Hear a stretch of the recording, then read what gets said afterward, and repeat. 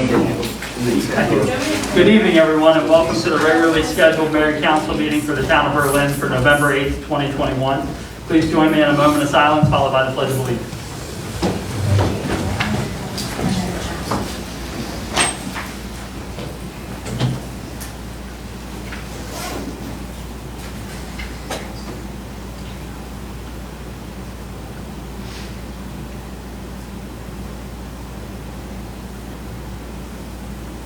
Thank you.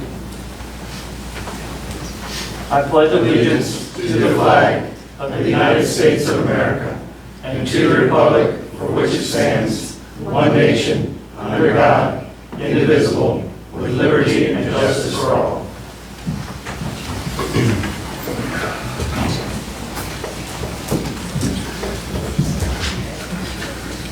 Do you want to say something just so that everybody? Okay. Up first on our agenda is the approval of the minutes for our regular session of October 25th, 2021. Mr. Mayor, I just have one point of clarification. It's actually a comment that you made, so I'm going to defer to you. Under comments from the public, the second sentence there, Mayor Tyndall said he cannot speak to the fire company. I just want to clarify that you probably can't speak for the fire company. Thank you. Yes, I can definitely speak to the fire company. Thank you for that correction. And with that, I make a motion to approve. I have a motion to approve the regular session minutes from October 25th, 2021 by Councilmember Orr. Second. I have a second by Councilmember Nichols. All in favor say aye. Aye. All opposed? Let the record reflect that the regular session minutes for October 25th, 2021 passed unanimously with all council members present. Agenda item number 1D is the work session minutes from October 29th, 2021. Motion to approve. I have a motion by Councilmember Orris and a second by Councilmember Nur. All in favor say aye. Aye. All opposed? Let the record reflect that the work session minutes for October 29th, 2021 passed unanimously. Agenda item number 1C are the work session minutes from November 1st, 2021. Motion to approve. I have a motion by Councilmember Orris. Second. I have a second by Councilmember Nichols. All in favor say aye. Aye. All opposed? Let the record reflect that the work session minutes for November 1st, 2021 passed unanimously. Agenda item number 2 is an application for a special one-day permit by the We Heart Berlin Group. And I believe I saw, yep, there's President Tony Week and whoever else is presenting with you. You can come on up and introduce yourself.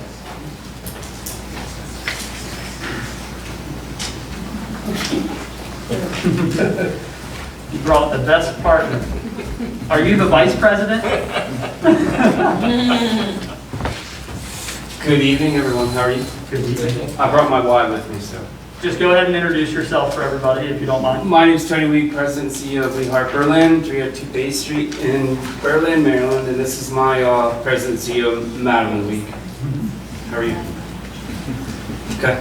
So we would all like to formally ask for that liquor license for that event, for that evening.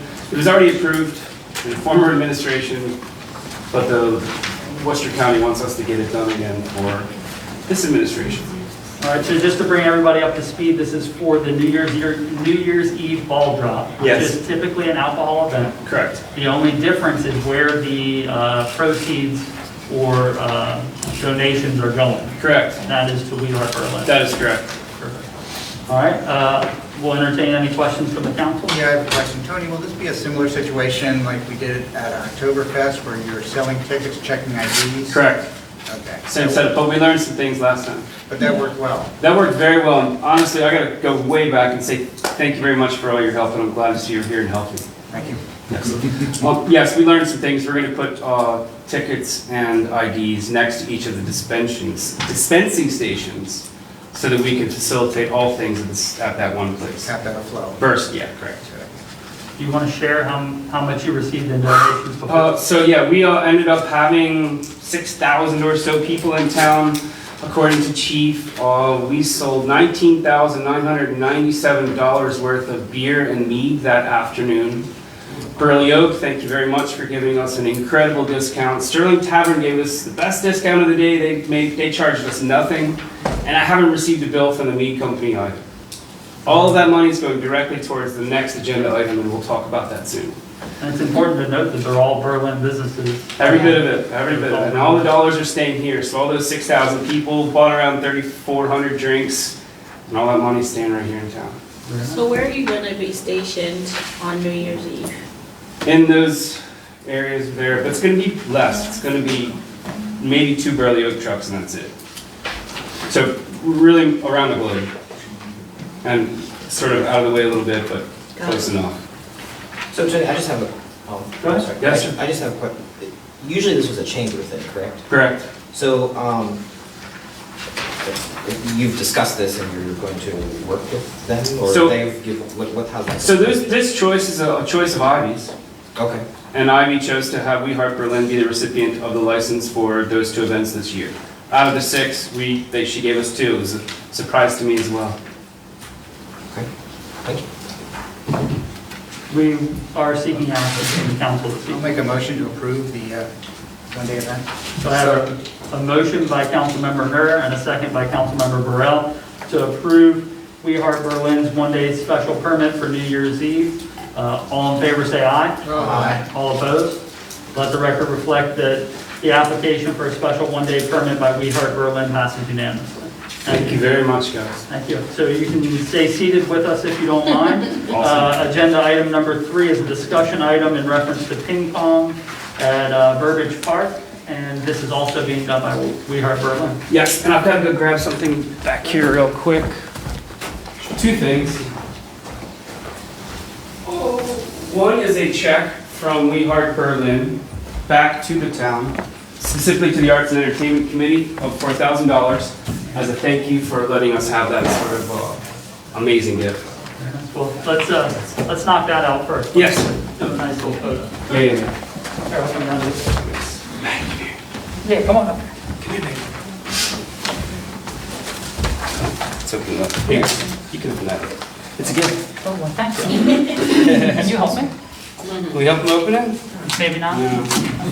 I don't know if Charlie would have helped me either. Yeah, probably not. Help hold one of these for me? That's awesome. Perfect. All All right. right, cool. So it's $1,000 check from us to the town, and that specifically, our board voted that specifically goes to the Arts and Entertainment Committee so that they can do more awesome things for us downtown. Thank you. Thank you very I much. can keep that? Good job. Cool, appreciate it. Thank you. Thank you, Art. Yes, thank you. And the hard work of the Arts and Entertainment, Yes, okay. which we are accepting applications for. My shameless plug. Yeah. Oh, you're right. You're already working together. So, where do you want to start with this? Essentially, I had a local architect in town develop a 3D rendering of this, which I'm going to bring up to you guys and take a look at so Jay can see as well. But this essentially is the vision if you're looking at Burbridge Park in 3D. And I also have some other copies here in black and white so you guys can see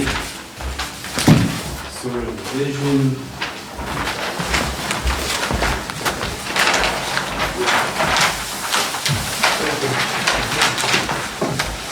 So essentially, you see 2 of those aluminum tables on top of concrete pads with brick, 25-foot wide brick retaining wall that is sort of a 2-foot-high seating wall, very, very much like the red brick you see all over downtown Berlin.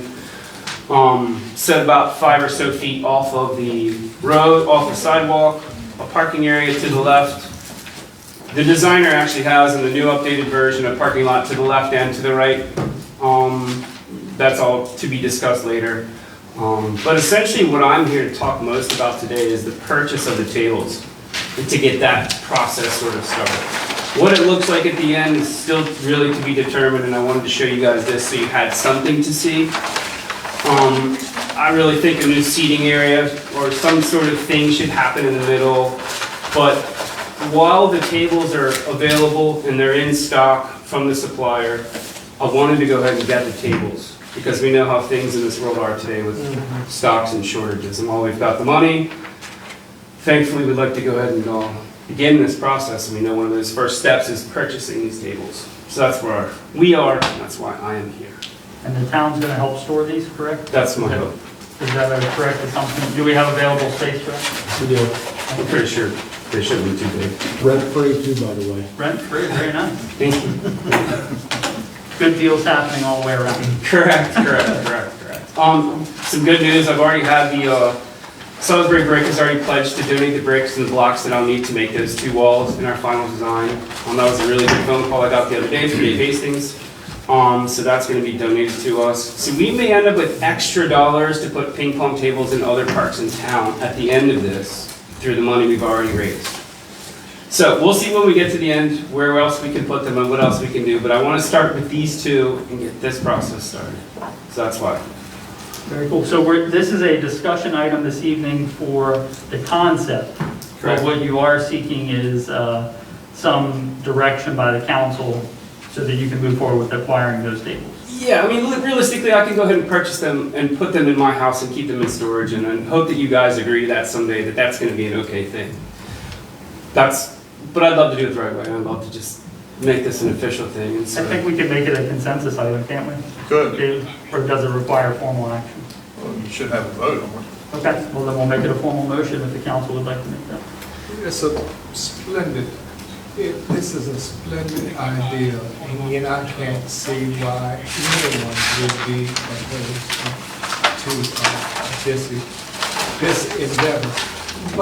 But share with me the rationale behind the brick walls. So, we know that this is gonna be a congregation point for people, kids, families, whomever. And I know that especially this little one loves to sit on the brick walls that we have on Main Street that retain grasses and yards. And they can sit, it's about 2 feet high, and they sit on them, and they can watch things, they can watch cars go by. Invariably, people coming to play ping pong are gonna want somewhere to sit. And we're gonna want something to barrier between the tables and the road and the sidewalk. So we wanted to do something that wasn't ugly, like a fence, or something that was too, I don't know, not Berlin. And I figured red brick retaining walls that are about 2 feet high, 2 feet wide, and maybe have a pedestal thing on each end, separated, and then one on the other side, and then a separation that goes into sort of a middle area, would look cool and be a nice little upgrade to the park as well as the tables. Now, going forward, Mm-hmm. these tables would be a donation to the town of Berlin, The whole thing, yes, well. with the expectation that the town will maintain these tables. So the tables shouldn't need any maintenance. They're ready to go maintenance-free exterior. I see the tops are rated for 10 years, Mm-hmm. and the bottoms for 3 years. Their warranties are, yes. Okay. Well, I'll move to approve. The 2 things I want to say before you guys go formal, the 2 things I think we need to be cognizant of. There is that natural gas line, Yes. okay, so we need to be cognizant of that in your thought process. Mhm. And number 2, at some point, we need to establish a formal MOU Yes. on how this is all going to be handed over. Correct. And I just had a quick question. Tony, maybe you've already thought of this. Any chance of incorporating a bike rack into the design? Yes, in that 3D rendering there, Oh, yeah. yup, next to the parking lot, in between the parking lot and that was a bike rack. Perfect. So That parking lot spot, on the screen it's black, but on the 3D, it looks like are we leaving it grass? that's a great question. I would want to see what the town wants to do with that. Whether we do gravel, whether we do oyster, shell, Right. I'm not sure.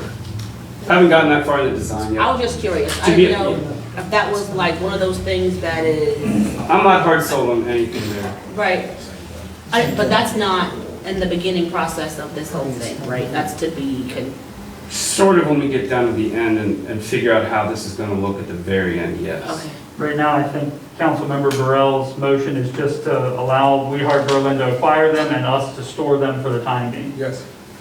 And anything that goes with table tennis, I'm sorry, ping pong. Table tennis is right. That is the correct. Well, that's what it is. At my house, we played on the dining It's table. table tennis. But paddles and balls, Yes. you're responsible for your own, right? Just like tennis. Yeah. Yep, just like the I'm tennis just courts. making sure, because I Yeah. don't want anybody to be like, if this happens, Mm-mm. I got there and I didn't have anything to play with. Well, it's pretty interesting because if you go to the city of Annapolis and other urban areas, down in one of the parks, it's actually near a parking lot. And they actually have like a 5-gallon bucket that has some spare paddles and balls and stuff like that. They're not always guaranteed to be there, but it is a nice little touch that if you're walking by and you want to play a little bit. That community will grow. So that's how that happens. So just like the little book stands that we've got in little areas in our town, that little community will grow and we'll figure out how to embellish that. And that's, you know, we give the Boy Scouts something to do with that, you know. All right, we got a motion on the table by, Second? Jack, are you okay? Well, I just had, just further discussion, I guess, after the second. Do you anticipate working with the Parks Commission on some of their concerns here about the flooding and the maintenance plan and the MOU? That'll be done through us. That's, okay. So, I mean, obviously we'll work through anything, and obviously anything that gets constructed has to go through some sort of approval process, I would assume. However, these small sort of pads in that sort of an area probably won't affect it much, and at the same time, one of the concerns was it running off or whatever, but if it's not flat, then it's sort of hard to play on. So they sort of need to be flat, but I'm all for putting native plants and native things around it. I mean, my wife, if you know her at all, she loves flowers and stuff, so she's gonna help me embellish this And in then many ways. just my other thing is I went online and looked at this Yeah. table, and the one thing that I did notice, and I'd like you to just be cognizant of, is the corners. Mm-hmm. To just be careful, you know, keep Sure. that in mind with kids. And Mhm. that's all. All right, so I have a motion by Councilmember Burrell and a second by Councilmember Nur. All in favor, say aye. Aye. All opposed? Let the record reflect that the vote was unanimous to approve the acquisition by Weehart Berlin of the ping pong tables for Burbridge Park and for those to be stored in town, stored. Awesome. Thank you again. Thank you guys. Appreciate it. Appreciate it. Thank you, Frank. And excellent job, CEO. Crushed it, baby. All right, up next is agenda item number 4, which is ARPA public input session. I'm here as a discussion item, but it's really the whole town. Anybody that's interested in voicing interest in the way that the town manages or spends down the ARPA funding that we've received from the federal government. Part of the compliance is that we have a public listening session. This is designed to help accomplish some of that at the early stages before any plans have been developed to spend that money further. Of course, there's always opportunity to provide further comment as the process evolves. But with that being said, the Finance Director prepared a brief presentation on the American Rescue Plan Act compliance. Do you want to go over that a little bit? You can link. Okay, so the eligible uses for ARPA there are a couple broad categories, and those are public health and economic impact, revenue replacement for the municipality, premium pay for essential workers, or investment in necessary water, sewer, or broadband infrastructure. To date, the town has received $2,397,136.35 as of July 12th, 2021. Our total allotment of ARPA money should be $4,794,272.70. I think that covers most of the information within these slides. So with that being said, if anybody from the public would like to offer some suggestions, ask some questions as it relates to the ARPA funding or how it should be spent, we'll go ahead and open that up right now. Okay, yep, we know each other, but come on up, Marie.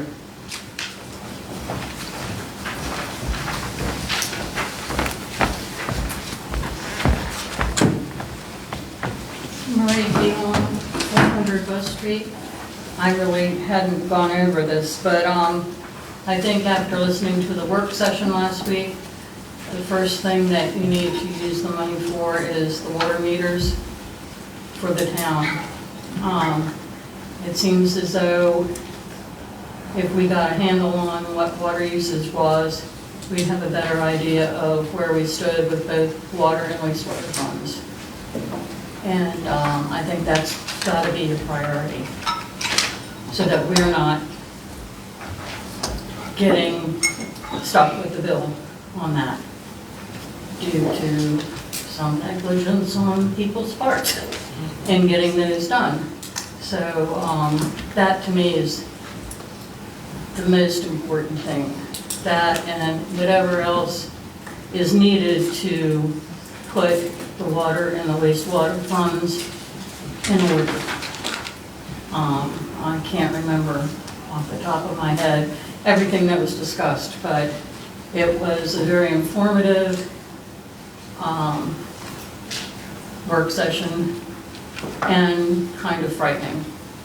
And I think that that's where the money needs to go first. And then after that,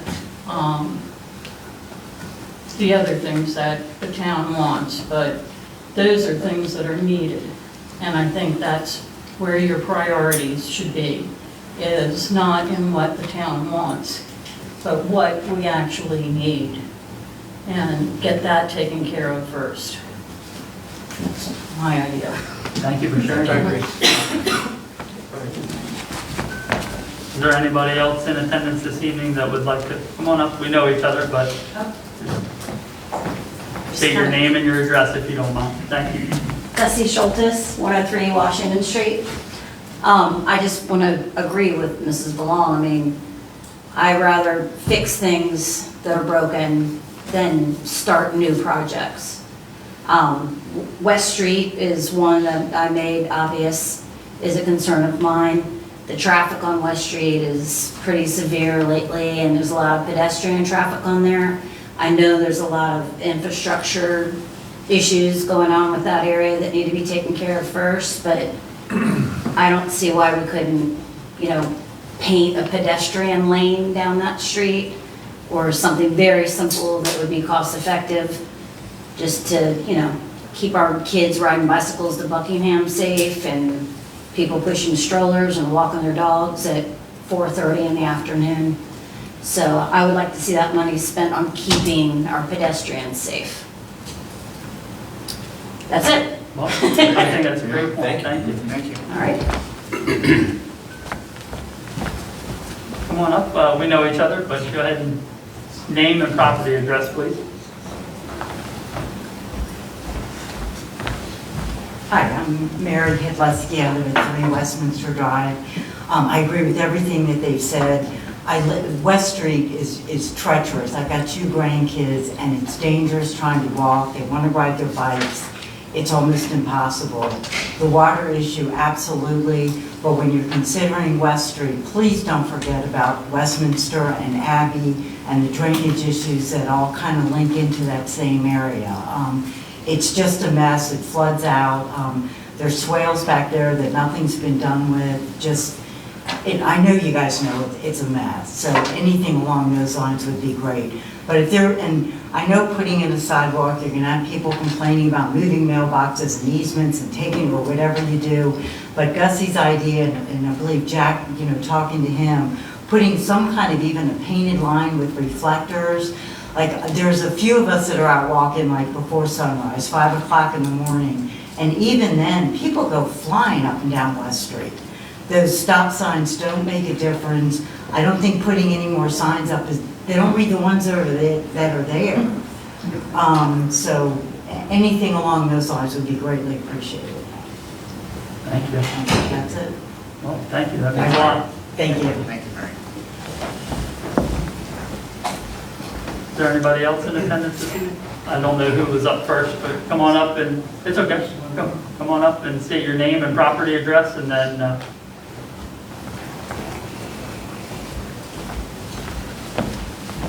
Shane Warner, live on 306 West Street. I agree with everything they said, pertaining to everything, including the water meters. We had some problems with them, but they tried to fix what they did. They did a good job with that. Pertaining to people flying up and down the street, I think we need to have more officers sit there and try to stop some of these people that are flying up and down this road. They, all times of night, they run stop signs. Somebody's going to get killed on that street one of these days if somebody does not address that problem. I'm sure you all have heard it before. They do as best job as they can, but there needs to be an officer on that street more than what's there. Basically, that's all I got to say. I mean, I agree with everything they said containing that. Another thing is, I appreciate you cutting the ditches back there behind our street, on West Street. You did a good job maintaining them this year. The only thing I would like to ask is consider that somebody please get back there and try to dig some of them out, because they're filling in more and more. So as that water rises, we're gonna have more problems with flooding, especially in our backyards when it rains real bad. So, but I appreciate all the help that you did containing and cutting our ditches this year. So, Thank you, Shane. thank you. Thank you, Shane. Come on forward and just state your name and property address, please.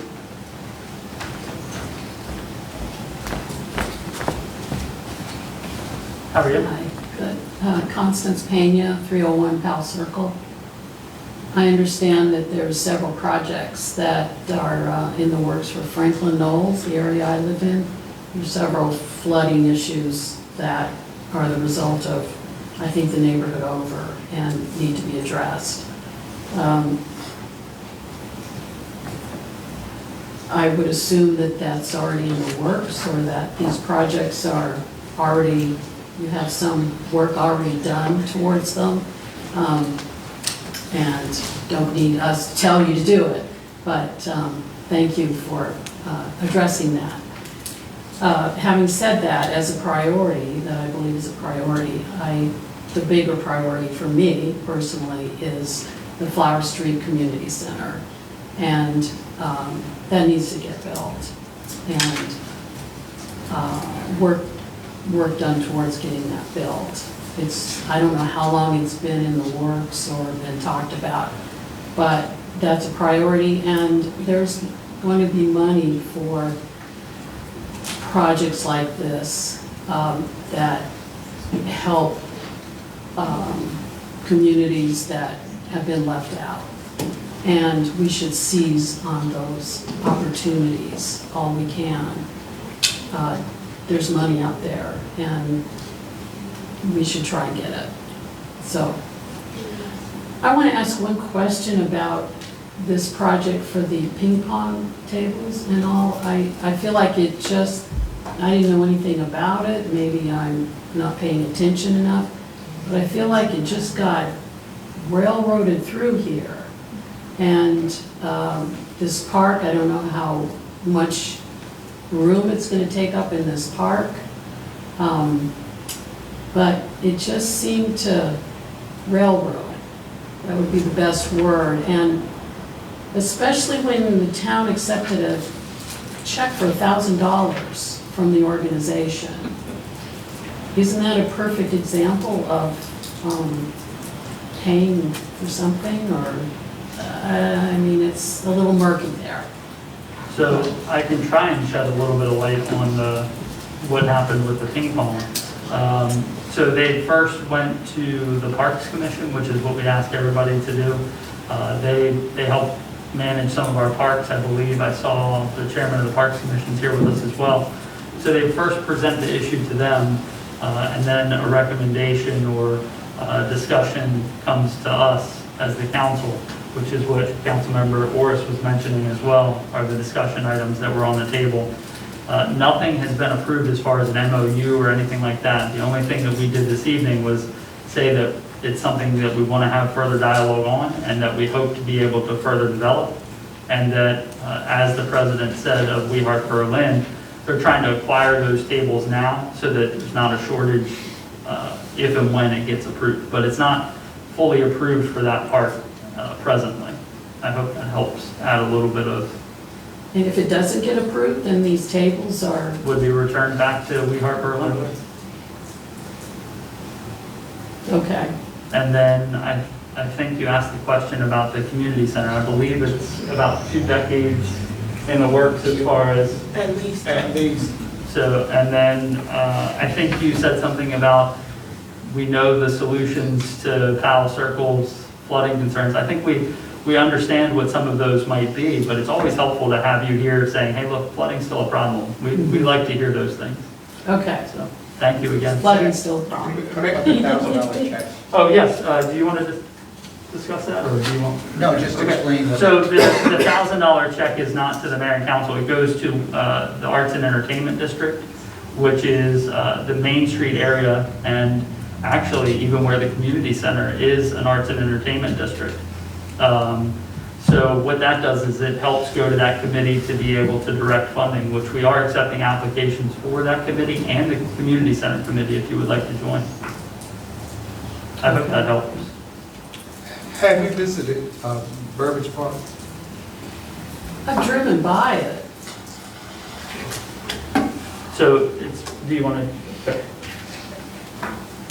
If you have not visited and spent any time there, just to get a feel for the need of this project, I would really suggest that you go there and just set a while. Mhm. And then you might understand why it may have appeared to be ran through or rushed through, and may I say that is your perception. But if you would just go and spend some time at Burbridge Park, I think you will come to realize the need for that facility. For something in that facility. But like the mayor stated, We Heart, as well as other organizations that want to do things in the parks, before they come see us, they have to go through the other department, the Parks and I want to say Parks and Rec, but it's not Parks and Rec, but the Parks Committee. So those, you know what I'm saying? So unless you're paying attention necessarily to what goes on in those meetings, and when something comes to us, it may appear new to anybody that's not abreast to what happens there. And I think we've talked about these ping pong tables before. We have, haven't we? It's been a discussion. Right, a discussion item, nothing that required a motion or whatever, but it's at least been discussed in our presence. Okay. But very good points, and we appreciate the feedback. Thank you. Thank you. Is there anybody else in attendance this evening that would like to provide comment as it relates to the ARPA money that's been received? Okay, and like I said, we're all available pretty much all the time, so if you have an idea, question, anything of the sort, go ahead and reach out. Also, town staff is available, our finance department, our town administrator can discuss this at any time. Let's move on to agenda item number 5, which is the first. I'm sorry, sir, before we do that, I just wanted to clarify, for the ARPA funds, I thought there was a slight increase from the 4.7. I'm incorrect on that? I know that there was an email that came out saying that it did increase. I don't know if it increased further than the 4.7. I feel like that was the number. That is the final number. That is the final number. That's the final one. Okay. But I think that was, to Councilmember Orse's point, it was adjusted upward from our original projection. So. Okay, all right, okay. I Thank you. would just like to say to the folks that have provided input, I would like to say on behalf of the council and mayor, thank you greatly.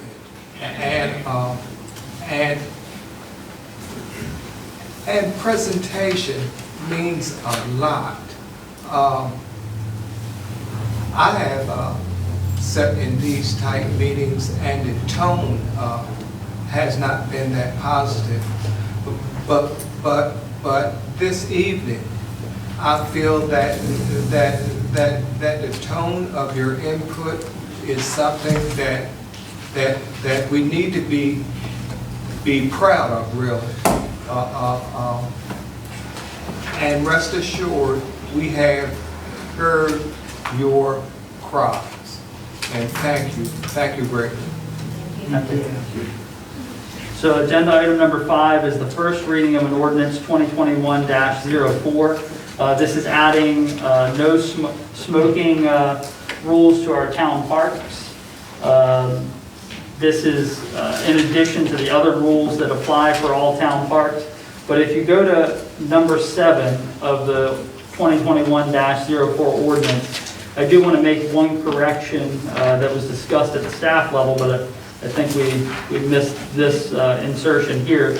But just for the record, number 7 should read, smoking or vaping of tobacco products, comma, medical marijuana, comma, illegally possessed or any other substances shall be prohibited in all town-owned public parks.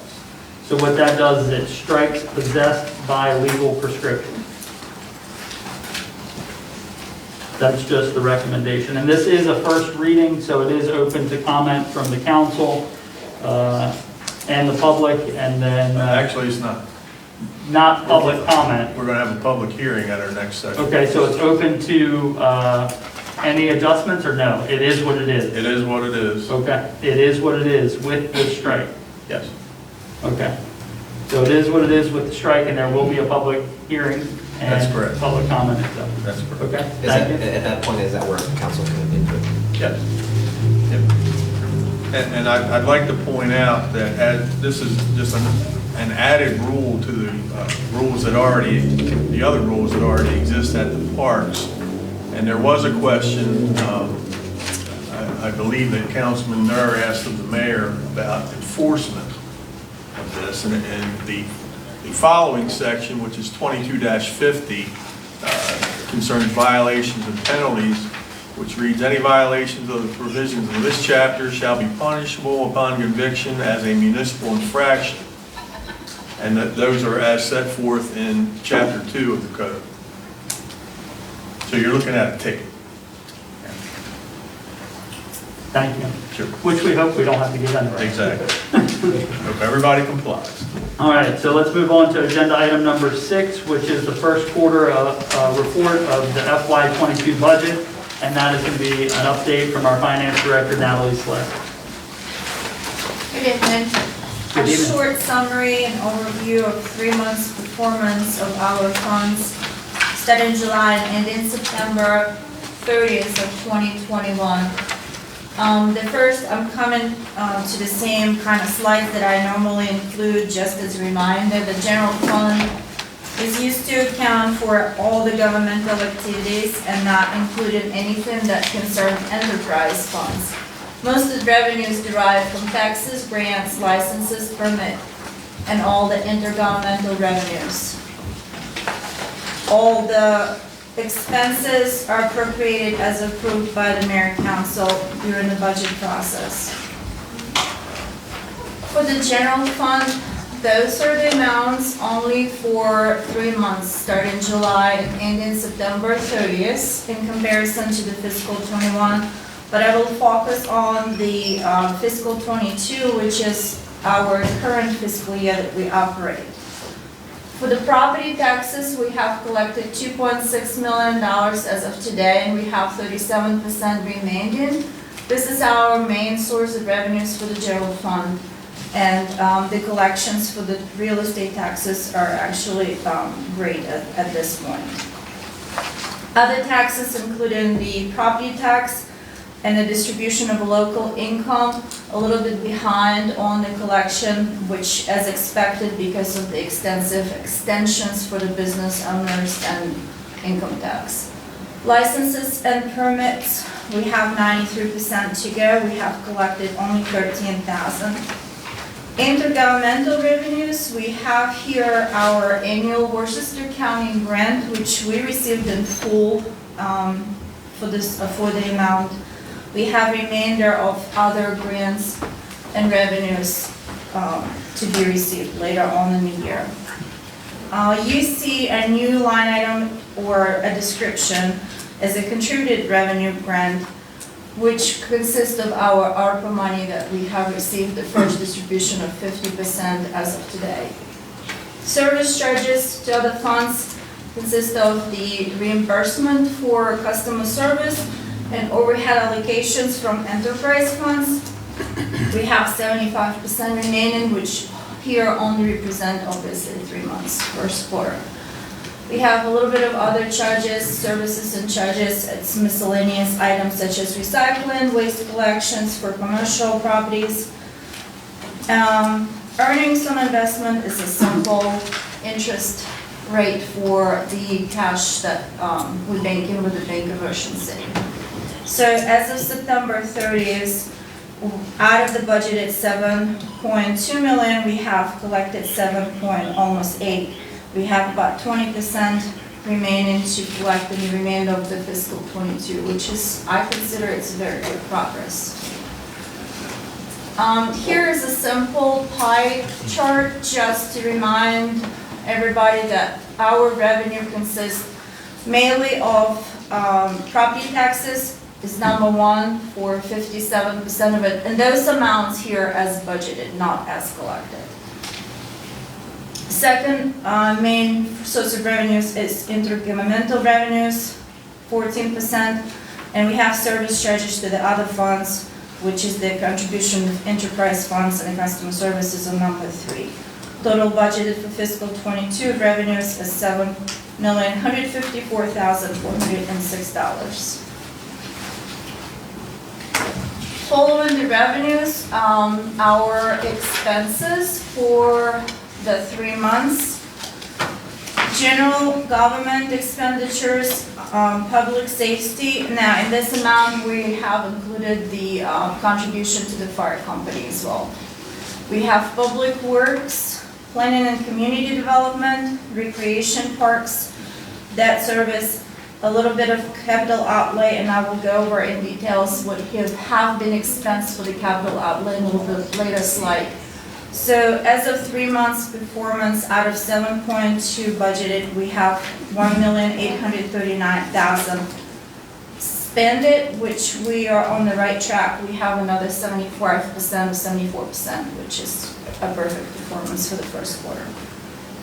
The change in the general fund, if we take our per contributed capital, which is the big brand, the change as of 9/30 is 1.6 million, which very, very close to the amount that we closed the fiscal 21 year. That is budgeted amounts by the percent, expenses by category for general fund. So the main part is the public safety, 32%, general government at 27%, public works at 15%, out of the budgeted expenditures of $7.2 million. The summary for the end of the balance for general fund, and I'm gonna repeat later on what it consists of, what each category. So non-spendable went down by 50 because we have reduced the sewer due from the sewer to the general fund by 50%. So this amount went down to 1.6, which include in the non-spendable. Restricted is the slots revenues, 96,700 committed, consists of impact fees, 802,000. Assigned is insurance and community center, 932,000. And unassigned balance, which you see it on the previous slide, that amount on the bottom, is 1.6 million. So the total balance as of September 30th is $5.2 million.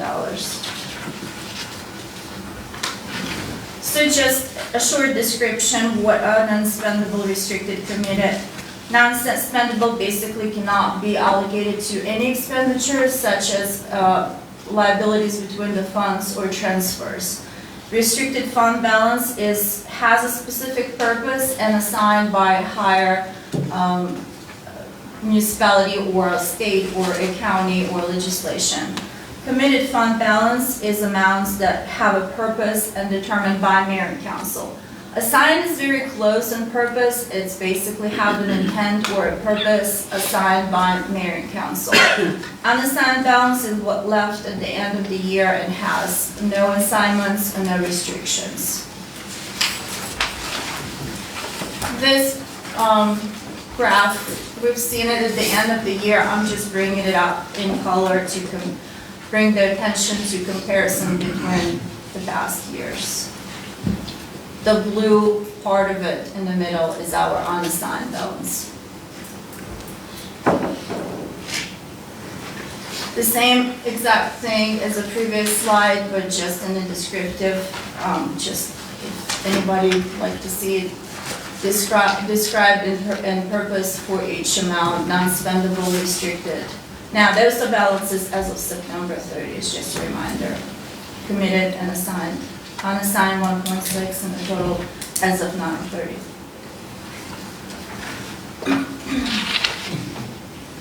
General fund capital projects for 3 months.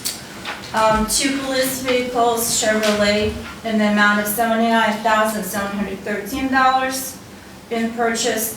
Also, we have, is it Elgin? Street sweeper, $249,000 in streets, and a power washer, $6,500. All those amounts were budgeted.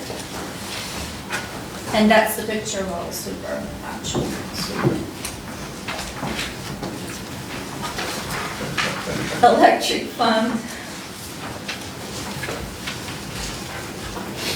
Revenues is budgeted 5.3 million, have collected 932,000, 82% remaining. The main part of the charges for services, which is our electric distribution or electric sales. Operating expenses, the biggest expense is the purchase power, and it is a reminder it's driven. So the lower the purchase power, the lower the charges for services, because it's basically a net itself to whatever we pay for power, what we charge for the services. Personnel expenses, supplies and operations, I see a little bit of behind pain, I guess. Tim was trying to test the prices for the vendors, as he says, hold on to the expenses. So 91% remaining. Professional services consist of Booth and Associate Engineering, contracted services, insurance, repairs and maintenance, and general overhead, which we saw that distribution go into the general fund. There's a little bit of that service for $30,000, and pretty much nothing in the capital outlay. There's a couple of small items.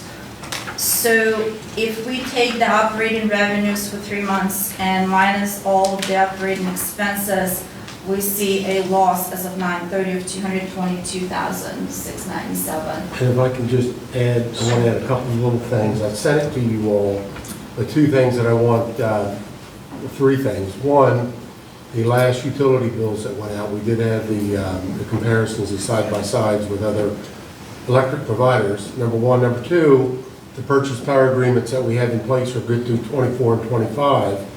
And I sent something the other day to you all doing a comparison of KWH sold, what that rate was 1 year ago versus what it is today. So to the consumer, their actual cost per KWH went down slightly. So that trend is going to probably change slightly, and that's because of the renewable energy credits that we have to purchase. But overall, we've got pretty solid through 24 and 25.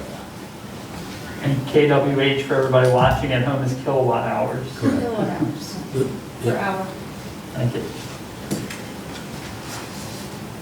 And the expectation of that fund, typically the electric fund fares very, very well year over year.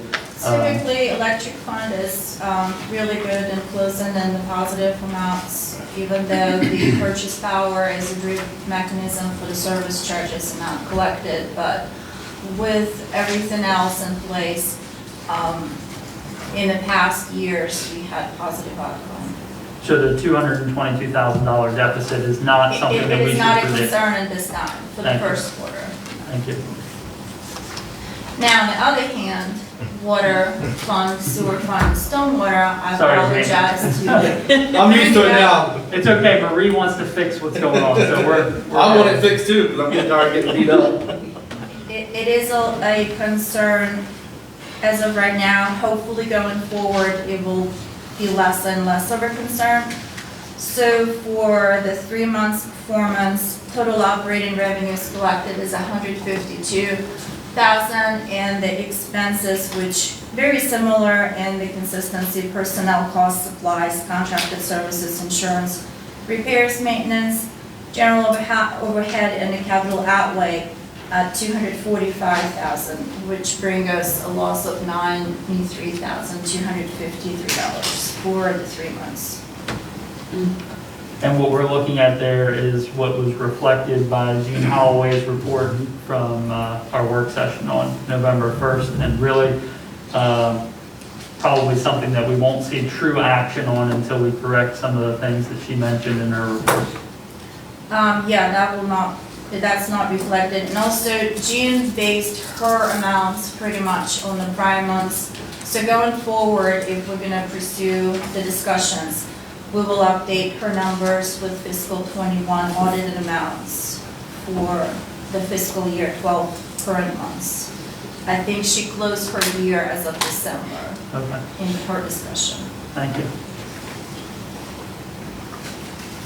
Sewer fund, we have 2.5 million budgeted for fiscal 22 as a whole year. Revenue collected as of September, 581,000, 77% remaining.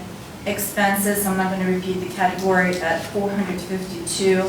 And a sewer fund performance here without any contribution being committed as of right now, which we budgeted 300 for capital reserve and transfer the general fund to start repaying the remainder of the due fronts, is 129,000 on the positive side, which is a promise, and I'm hoping we're going to stay on the same pattern. A little bit of capital asset projects. Distribution department, we have Harrison Avenue water valves in the amount of $23,368. Collection department, we have 3460 East Lift Station, $1,400, but that's just the beginning of the project, so the amount is small. That will be a continuation of the project going forward.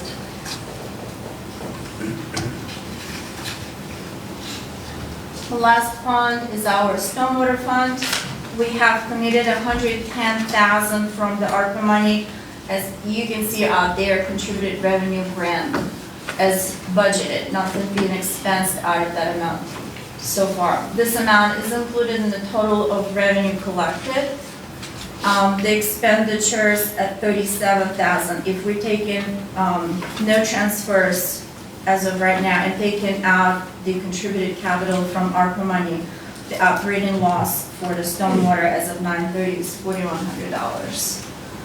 That is another fund and another priority that we need to look at, and I would say that should be done very soon because this fund has been operating on the negative for the past 3 years.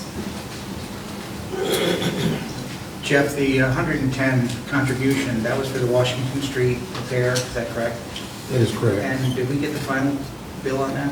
We haven't even begun the work yet. So, And it's up to 110. It's up to 100. Yes, it is still in works. So if you have any questions, I'll be glad to answer. Can we just go back to slide 14 for just a moment, if you don't mind? It's the sewer one. It's in the positive, but that hinges largely on EDU sales, correct? The EDU sales and the HOLA fees, as you notice, is way over already because Jimmy been working on accepting extra vendors and collecting the sewer. And those fees were adjusted upward, what, about a year ago? About 2 years ago. 2 years ago. Mhm. Thank you. Any questions from the council for our finance director? I don't really have a question, but I just wanted to thank you for getting this together and making it very concise and understandable. Sure. Well, for me, anyway. So just good job. Thank you. Thank you. We have one question from the audience, just loud with your name and property address again, if you don't mind. Marie DeLong, 400 West Street. Natalie, what is the service charges to the other funds? What does that mean? It's basically overhead allocation, which consists of each fund closes the total amount of budget and contribute back to general fund according to their budget to reimburse for administrative services, governmental services, finance, elected officials, administration. So that's what the service charges are? Great. Do those funds charge any money to the administrative department as far as services that they provide you guys? I mean, it seems kind of one-sided that you're charging so much to those funds, and they are providing sewer and water to you. Well, the general fund pays for the services they provide directly, not through overhead.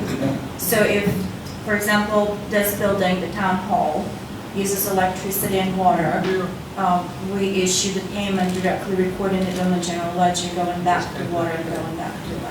Okay, so It's it direct doesn't show up cost. under, It would be just on the utilities as the expense. how does that show up in their budget? It will show up as the expense and the revenue on their side for the water services and electric services. How about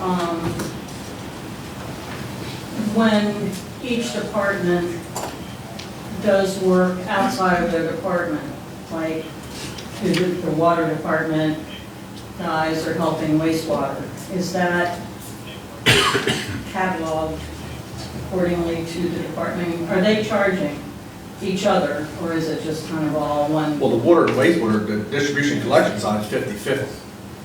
So they could be 50% of the time working on wastewater, 50% of the time working on water.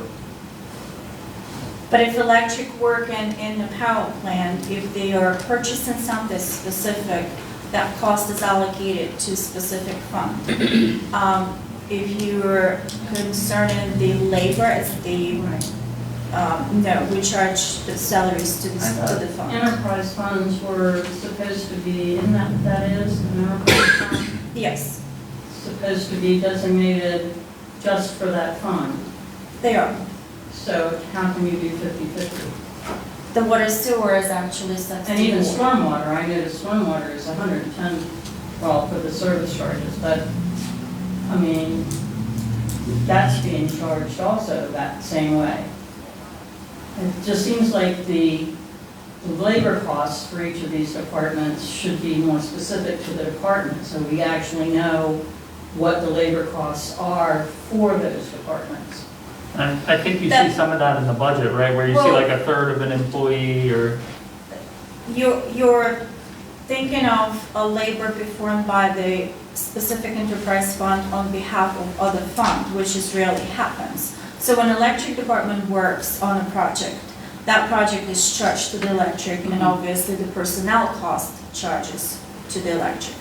So even though they're performing on the property of the water plant, they're still performing the electric duties, which they have their budgeted cost.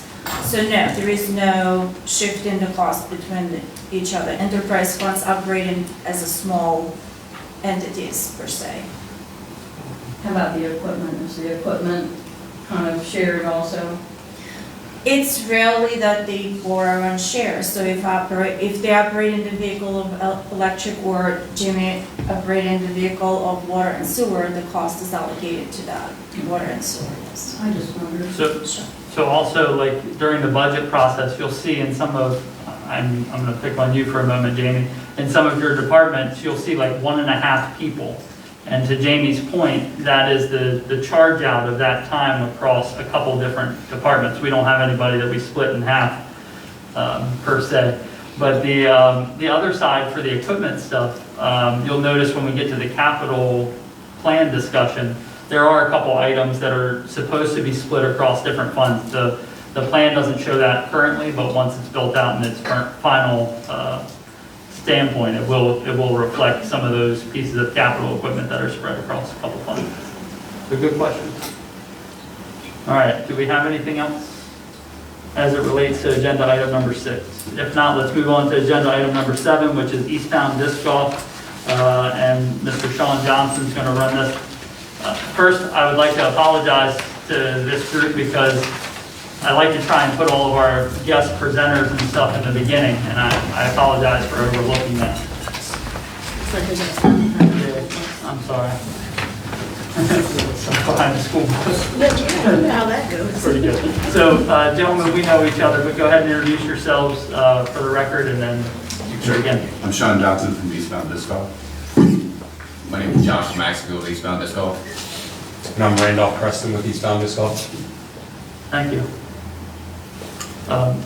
Okay. Good evening. Good evening, everyone. So just tell us, we've had a couple discussions as it relates to disc golf in Berlin, predominantly as it relates to Stephen Decatur Park. I know that the design's changed a couple times, we've had a couple discussions. Just bring us up to speed on what we're looking at and what your request is this evening.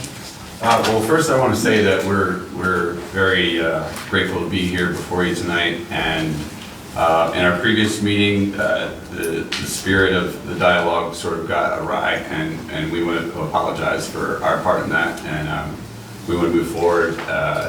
The parties that, sort of contributed to that, they've moved on to their own ventures anyway, so I think it's for best for everyone. But we did want to offer that, at first. Thank you for that, that goes a long way. Thank you. Of course. And if we played any part, we do apologize. Well, it takes two sides to tango, so we'll start anew. How's that? That's fair enough. Appreciate it. So since we last met, we have officially received our 501c3. And again, we appreciate your diligence and that making sure that anyone who wants to do something like we're proposing has that credential, as much as it wasn't convenient for us at first. We also submitted a 9-hole layout. I'm sure you've had a chance to review. It kind of stays away from the pond area and outlines some of the holes that we had used before. So really, we wanted to come, we didn't have a established presentation ready. We wanted to get your thoughts and discuss a plan to move forward if there is such a plan. Thank you for that. So any questions or anything from the council? This is a discussion item. I don't think we're seeking any action this evening. It's more or less to discuss a path forward. Well, we do have a structured, vote to propose. Okay. And your request is? It is to install the 9-hole layout, whether it be exactly like we presented or something close to that in that, same area of the park for a 6-month trial period, to first show that, in a longer term proof of concept, there are any worries of risk or certain elements that were brought up before, we can either address them or note that we need to do things differently or not at all. But we feel that in 6 months, we can give the town of Berlin a chance to make their own mind on this sport and this project, and whether it belongs in Decatur Park or somewhere else. So we'll open the floor to the council. If I may, what I hear is you're proposing the 9-hole setup. You get your 501c3. You're asking for a 6-month trial. So we have the MOU that, again, is a draft. It's a working document. And I think that we need to have some tweaking on that. Of course. The document that we have indicates basically a 10-year lease, so we're talking 6 months, right? Yeah, the 10 years wasn't meant to be a lease per se. It was just the sort of, overall arching time period for the agreement. I totally understand the town's hesitation to make any sort of standing agreement where we have some sort of legal, say or something. So we can take that off altogether. I think that needs tweak. And then the last paragraph on page 2 of the MOU, it mentions, I call it a 90-day kick-out. My recommendation to the council is to make that leave-in date 30, 45 days? 30 days. And then I think that there needs to be something, in fact, I know there needs to be something in this MOU from you folks that states that you will hold the town of Berlin harmless from an insurance perspective. Okay, yeah, I know we have that line liable for expenses incurred by the licensee. We can certainly add insurance, of course. In addition, I understand that you're setting this up and it's going to be for use by the general public. Right, that's correct. However, when you're having special events, tournaments, I think that you guys should have insurance for those tournaments. Yes, we purchased the policy actually a few months ago in the spirit of this project, because that was one of the earlier requirements. Right. And that's just for when your group is holding a tournament, and it's not open to the public just to come out and play in the middle of your tournament. Correct. You guys should purchase insurance to hold the town not liable for anything that goes on during those events. Absolutely. I think we can establish a procedure similar to before where we provided that liability waiver and made sure to make it known that the town of Berlin had no liability for any of our events. But it also does not bind us to having to approve tournaments either. That's correct. Of course. So Yeah, that needs to go through, I'm sorry, I didn't mean to cut you off. And it goes through Mary. Right, to the Yeah, park. we fully commission expect process. to be submitted to the normal process for that. There's no, Well, there's a requirement, I'm sorry, let me see if I can find it again. Under records and reports number 2, it indicates that on or before January of each year, you'll submit a schedule of events and activities and movements and that kind of thing, so. sure. So during this 6-month, potential 6-month trial period, are you planning on holding any special tournaments? We will. We'll hold some sort of event. It wouldn't be competitive. It wouldn't be. It's not about money. It's not about that sort of stuff. It's about showcasing this project in this park. So it'll be similar to the events we did before for our sort of proof of concept. But we don't have anything planned per se. No. So it's just a trial, that's 6 Yeah, months? exactly. I would say any. A longer term than what would we do before 3 events or something? 3 events, yeah. I'd say any events that we would plan, we would wait till we got the approval before putting that out, just in case, don't want to put the Cart before the horse. Yeah, cart before What the do horse. what do you guys do? I mean, I'm trying to think from just a realistic perspective. We've got, we're in November, so December, January, February, are knocking at the door. I mean, what happens with, I mean, I don't have any idea. Disc golf when it's cold. Right. That's my question. Well, you go ahead and ask it. No, you ask it, because I was thinking the same The thing. spirit of the community, we, not everybody plays through the winter, but there is a very significant part of the population that does, and typically from, let's say, November through February, all tournaments that are thrown are for charity purposes, just to whatever the tournament director's discretion. That's just kind of, that's not, a standing rule or anything, it's just kind of how the cultural norm. So Yeah, they but there'll do, be- we do still do some kind of operational things on the Oh, cold absolutely, months. yeah. As long as there's less than a couple inches of snow on the ground, then Sometimes there's people that that's play. even debatable. That's debatable, but I mean, there's people that will. And these are still the temporary that was up for the events? The temporary? No? I think they would do a hole that it Yeah. sits in. Correct. With a Yeah. pin. Okay. Yeah, we would want them more permanent just for safety reasons and all the things that we've expressed before. But we're not talking about the cement block? No, not the T-bags. Right, and again, that, I know we've had several discussions on that as well. I think for this layout that I propose, it's more of a beginner layout, which is more amiable to the spirit of giving this to the town of Berlin. Pavers or even something less intrusive would be just fine for, these particular shots that we put up here. And you still have the signs, right? Correct. Or yeah. somebody has the signs? Yeah, and, one of the better designs is a sign like about knee high, so just enough that you'll see it, you won't trip on it, but it's not in the way of any, throw. No bushel basket lids? No. No, that was a temporary fix. And work with what we had at the time. And then I'm done with my questions, but I just wanted to thank you for proposing this layout that has nothing near the pond. Yeah, we don't want to start our relationship. So that was very important to me anyway, and I think us. So that was. Sean, I just wanted to say, I was real pleased to see the 9-hole layout, as opposed to the 18-hole layout. I felt that was a bit intrusive to the park, but this gives us the opportunity to see how it will integrate into the park and how it will affect other people using the park.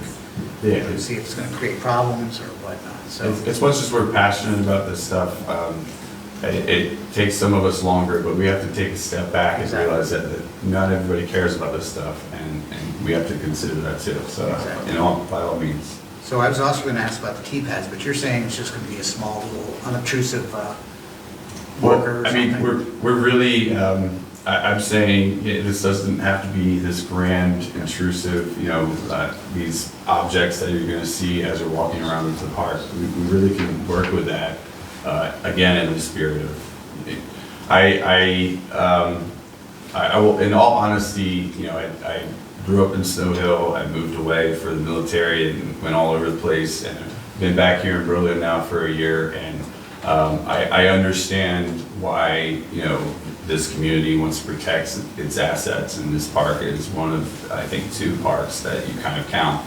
And I totally get why those guards have been put in place. So and I think this is the most realistic expression of this project as we presented it, that benefits both, your concerns and the general population.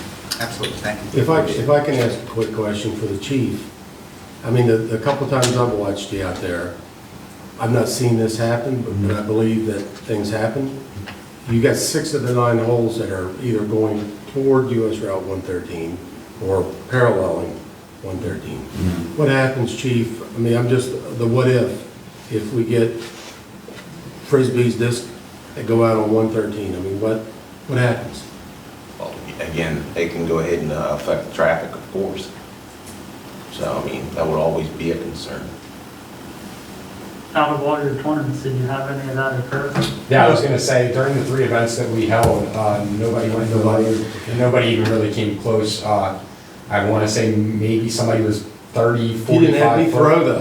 We did not have you throw. I offered you to go, right? Inside. Well, the advantage is that newer players can't throw as far. So typically, Right. it's going to be an erratic throw. It won't go more than 100 feet.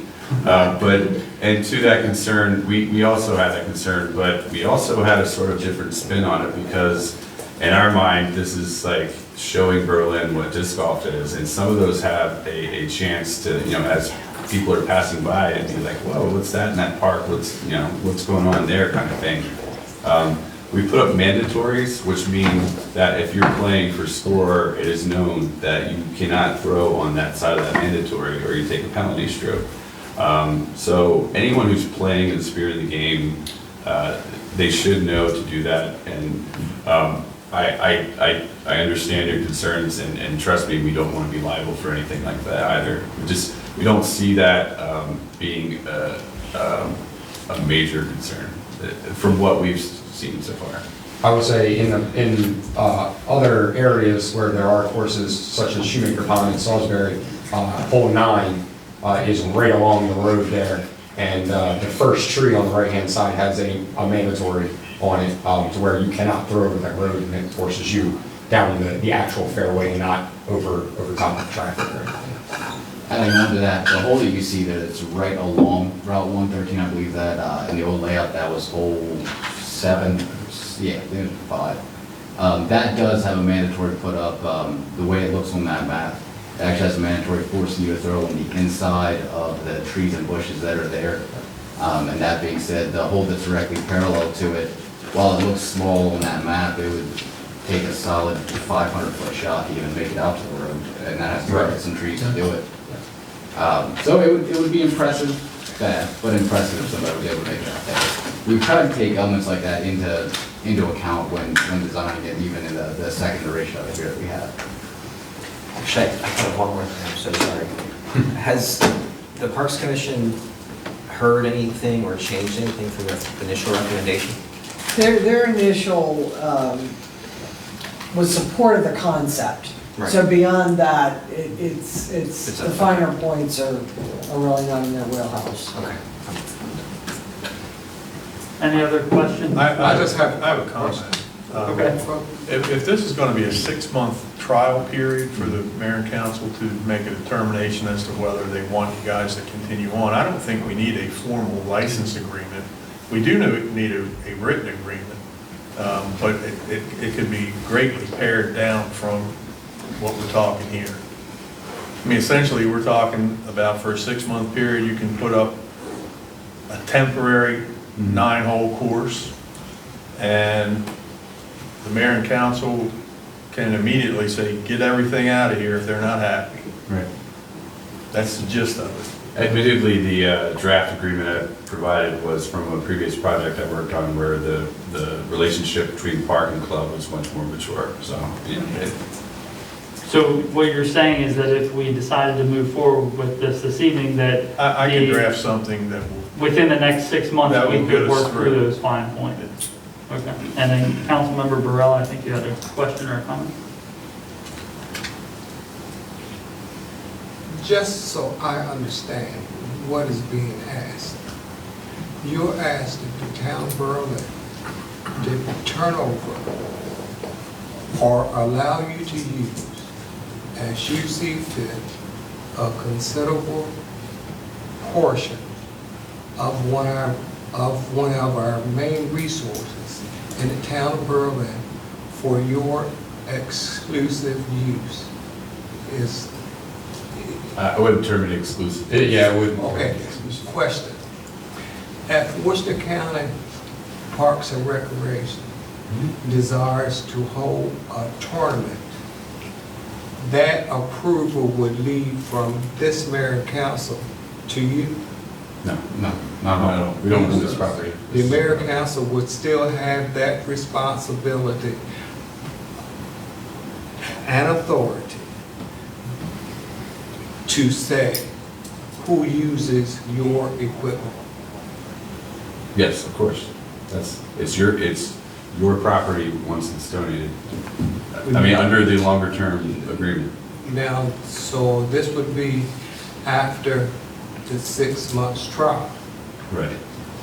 I don't know how that would be formalized, but we certainly do not feel like we have any say in what is done with that equipment, you know, while it's in the park. As far as we would expect like we would hope to have the spirit of communication for sure, but I'm not sure I follow your point. My point is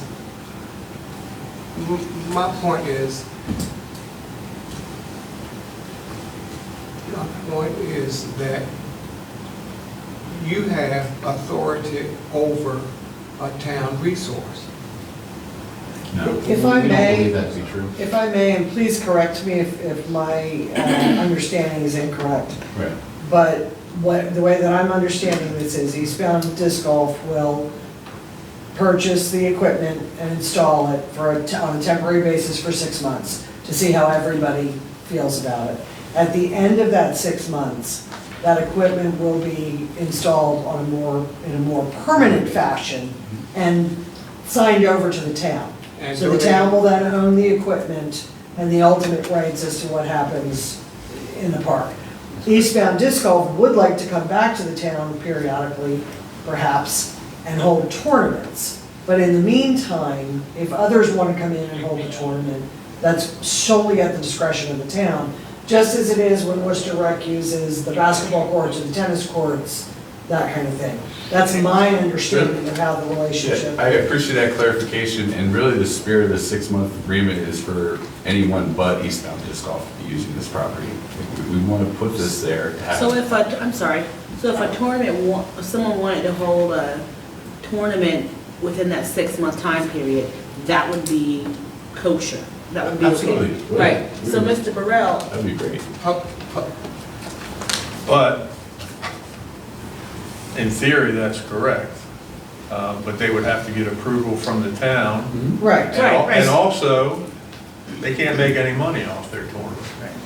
Unless they're also a 501c3, so that Right, so if likely it would was- not happen. right, so if it happened to be, I don't know, a school, a PTA wanted to do, like, for example, BIS just started having disc golf as an after-school program because they knew that this was something that was big in our meetings and whatever, and with the hopes of eventually taking the children there. So if the PTO said, great idea, we're gonna have a disc golf tournament to raise money to buy, I don't know, frisbees for school, that would be, They would put in a request, the same way that Worcester Recreation For sure. does, and say, we want to use the course on these days, and we intend to charge per player or whatever, right, this amount. And at that point, the mayor and council decides if they are amenable to that amount for being sure, but charged. that's the only type Right, of non. right, and because it is a nonprofit school, it's a nonprofit, it's a government entity, just like Worcester Recreation, who charges $3 per player when they do their tennis clinics. It would work the same way. And in all honesty, if there's something going on with disc golf in this area, we would be failing our mission to not be a part of it. So, I mean, I'm sure our names would be associated in some way, but that's more us reaching out to that group to make sure they have all the things, if we can provide putters or mid-ranges or equipment, that sort of thing. But we have no expectation of having authority over who uses this equipment. I just want to make that clear. And as long as we're at it, Tony, if you want to do table tennis tournaments, it would be the same. So, I mean, pardon me for speaking, but it's sort of the same thing we're doing with the table tennis tables. And I, for one, am in full support of this whole project. I think it's phenomenal, but it's sort of the same model if they go that same route of donating the equipment and the town acquiring and then using it wherever we choose to use it as a town. 100%. I understand. Thank you. Yeah. So I have a question. Maybe I've thought about this way too long and hard, because I tend to do that. So I see the square thing, or the rectangle, and I'm thinking that's the pad. Correct. But then I see the circular thing, and I'm thinking that's a hole too. So what's the what here? So what Was you're it looking right? at- Yes, actually, you're pretty spot on. The rectangular pieces, those are going to be the T-pads, which, as we discussed, could be anything from pavers all the way up to concrete or down to just a wire marker or whatever you need to designate the starting area for the hole. The blue dots, those will be the placements of the baskets, plus or minus a couple feet to account for what's in the area. That's where they would be placed, and the yellow lines are intended to show the flight path of the disc For that sure. you're trying to throw. So with that being correct, the only one that I had a question about was the one over near the parking area. You see that one? I mean, of course, it's a picture and it's a circle, Sure. but from, my location, is that like within the trees or is that on the outside, closer to the street? So- You see what I'm talking about? Yes, Like on Tremblay. yeah, the top right to the below the parking lot. Yep. In our trial runs, the 3 events that we held, there was a basket there. I think it was a little bit closer to the trees, maybe about 25 foot from the road and the parking lot in that little corner, and there's like a little cluster of trees right there. I think on this diagram, it is a little closer to the road than it actually is, but yeah, that was the placement for our 3 trial events. Right. It was on the inside of that, like if you're walking the pathway toward the parking lot, it was on the inside of the pathway. So you That's still correct. had a pretty good distance. And of course, we would like to, in whatever way is practical, show you what this actually looks like on the ground, but if in cases like that, just, it's hard to tell from this diagram. And I might not have had my glasses on when I made this. No, that's okay. I mean, this. Did better than I could yeah. have done. This looks pretty good. One other concern that I would express is just the nature of the land in Stephen Decatur Park. There are areas of it that tend to be very wet. And that would impact what kind of materials you use when you put your T-pads down. Correct. It's just something that needs to be taken into account. In our original idea of the pavers, we would dig, I believe it was 8 inches into the ground and then put down crush and run, and then put the pavers on top of that. And with the pavers, it would allow drainage through the crush and run and everything, so it would cut down on the possibility of it flooding out. But yes, that is a concern that we have thought about, and we have discussed internally about, what would be the best placement to where it wouldn't have any drainage issues. And there are a couple of courses, namely up towards Pennsylvania, that have utilized the paver and crush and run design for T-pads. We'd have plenty of resources to talk to, discuss best practices when installing those and how to do so in the best fashion. And again, as part of our mission, I realize disc golf is new to you, but it's been around for 40 years or so, and there's no resource to pull for best practices for even things like we're talking about, which is really a detriment to its growth. So that's something that us as an organization are trying to do. And I also wanted to just move on back to the timeline as far as our proposal here. Our thought was that we could work with the town for the, whatever construction is needed for this trial period and really showcase this 9-hole layout over the warmer part of 2022. Like, because I'm expecting it's gonna take a few months to sort of get, if this were to be approved, to get it into, actuality on the ground. So rather than doing 6 months, if the council chooses to do anything, why don't we do it through the end of the fiscal year, which would give you a little bit of warm weather? I mean, if that's something that the council wants to do, I think it would make more sense to time it with the end of the fiscal year than to say 6 months. I think we should go through the end of summer. Oh, okay, well, take it away in the form of a motion. I'd like to make the motion, we approve this. I think it's a great idea. I'd love to see it get up and running as soon as possible. And I'd like to see the trial period go till September 30th. So I have a motion by Councilmember Purnell, let me make sure I understand this correctly, to approve a 9-hole temporary pilot period with eastbound disc golf through September 30th, 2022. And over that course of time, they'll work with David Gaskell, the town attorney, our insurance, to iron out an MOU. Sounds like a great idea. All right, so we need a second on that. Is that length of time a problem for whatever we're talking about, Dave, the written MOU or whatever? No. Piece of paper? No, Okay. it makes it more than 6 months. It does. But like you said, we wouldn't feasibly be able to put it in the ground, I would say, what, February, January? We'll have to talk to the. Right, I mean, it's all depending on a lot of factors, but that's kind of, in my mind, a feasible time when we can actually put it in. So do you guys, somebody has a question out there before I we got go a any further. question, if you don't mind. Well, we do have a motion on the floor, but we don't have a second, so go ahead. Okay, this course that you're setting up, containing in this thing you're doing, all right, I got a couple concerns. Number one is, we have a walking course around here, that's what Stephen Cater Park is. There's going to be people jogging there, walking there. Also a playground there, it's supposed to be handicap accessible.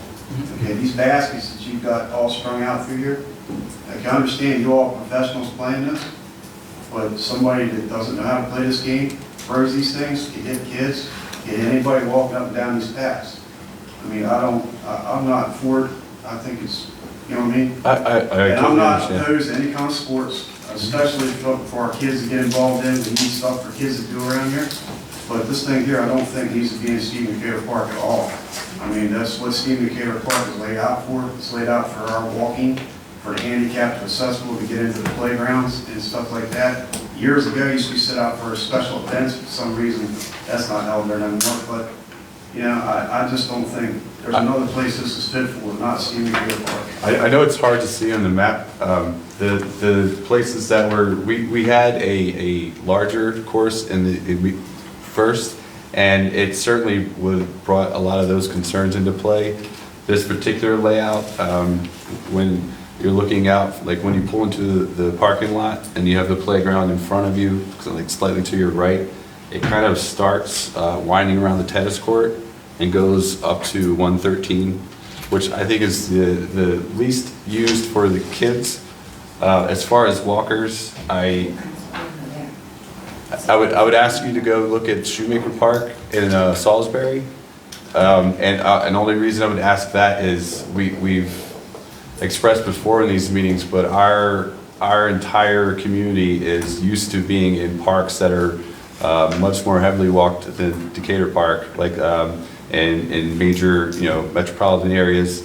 And I don't say that as a slight. I say that as we are used to sharing space, and when we did our proof of concept events, that was kind of to show to the council and to anyone that attended that.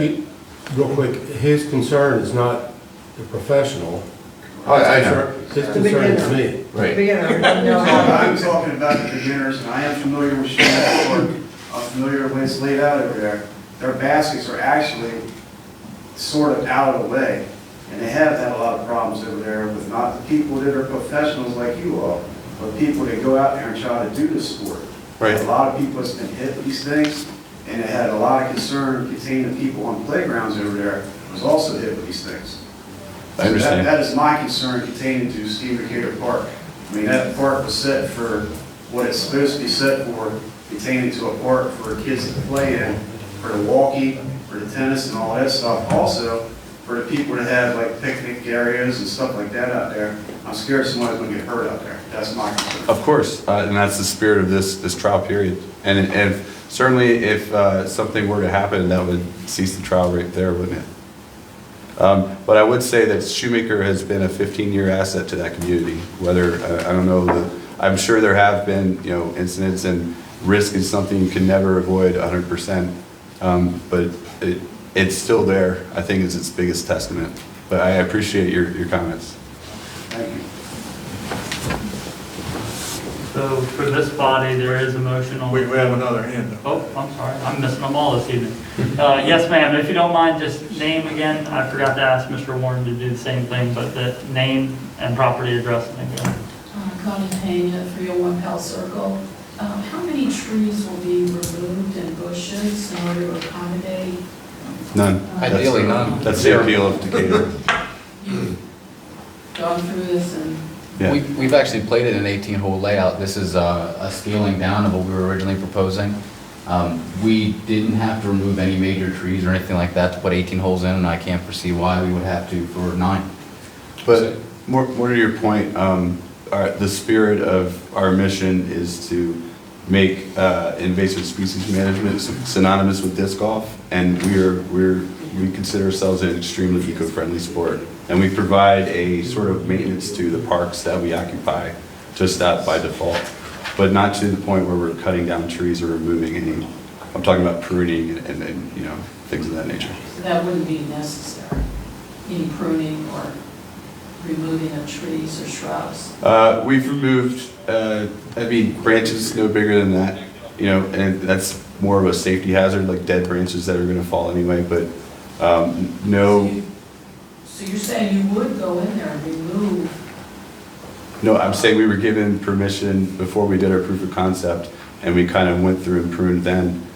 So I would expect if that wasn't. You haven't done that at this park.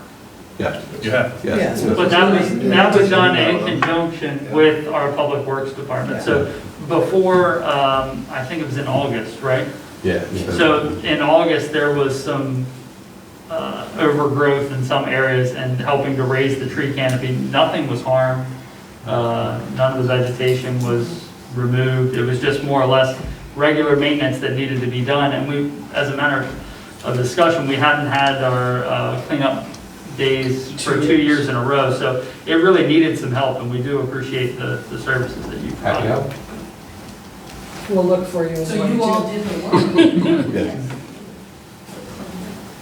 Yeah. Typically, it depends on the relationship with the park. But, hand tools are something that we're allowed to use without a lot of liability concerns. And it's an agreement with the staff that manages that park, like what the do's and don'ts are. But it would be against the spirit of our mission to be destructive. Like we're trying to be very eco-friendly. That's the whole point.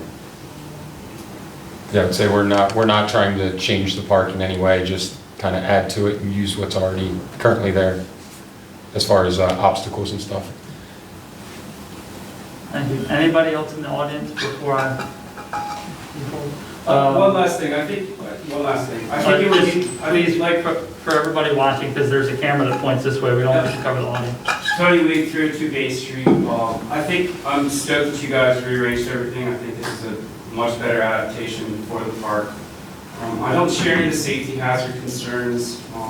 I think my only concerns revolve around the way this may be digested by the town and restructuring that contract that I saw in the packet so that it's really just a transfer of property, so that if the town were to decide after you guys, or maybe all three decide to move out of town, who knows, whomever, that the town could put them in other places, and then they are just town property, and there's no expectations for you guys in that park, and it's no longer about the park, it's more about the equipment, where the town decides to put it, and then everybody sort of has the access to it. That's sort of the way I would sort of put it, to make it easier for the town to digest. Thank you. And to Tony's point, I think that is a good point. Once the property has been transferred, then Eastbound Disc Golf's relationship with the town becomes like any other organization, if they wanted to do an organized event using the equipment. Correct. That's, yeah, exactly. So So just to summarize for agenda item number 7, we have a motion on the floor now. That'll be the last call for it. It does need a second in order for it to go to a vote.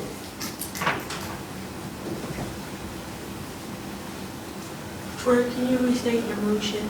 I'd like to approve the design that they have here and give them until September 30th to go ahead and do a trial period to make sure this is going to work or not.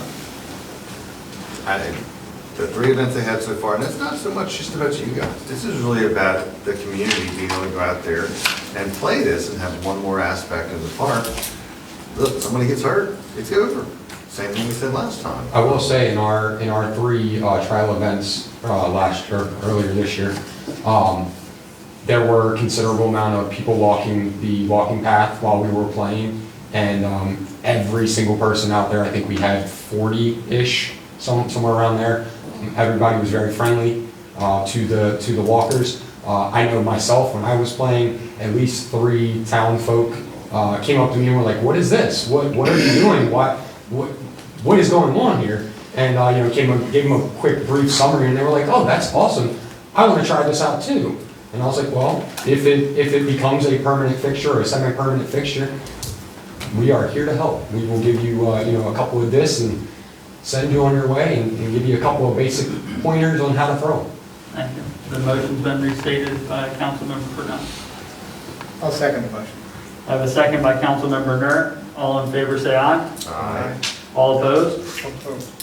And let the record reflect, are you abstaining, voting in favor of? I thought I said aye. I'm sorry, I couldn't I hear just it. wasn't my bad self, but Okay. I had a comment after the vote. Okay, so let me just summarize the vote if you don't mind. So from what I heard, and if it's incorrect, please correct me, eastbound disc golf's trial period through September 30th, 2022 at Stephen Decatur Park for a 9-hole course has passed with Councilmember Purnell, Forrest, and Nur in favor, and Councilmember Nichols in favor, and Councilmember Burrell opposed. Is that accurate? Thank you. Thank you. But can I make this, I want to reiterate this for Shane and for everybody out there, making sure that we're on the same page.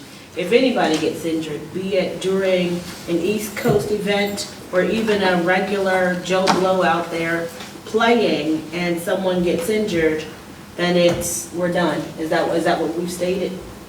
I believe so, man. I'm making sure that That that's. becomes a problem, yeah. I will say on that note, our original idea was to put a sign up with kind of like we call it the disc golfer's code of just trying to be nice, be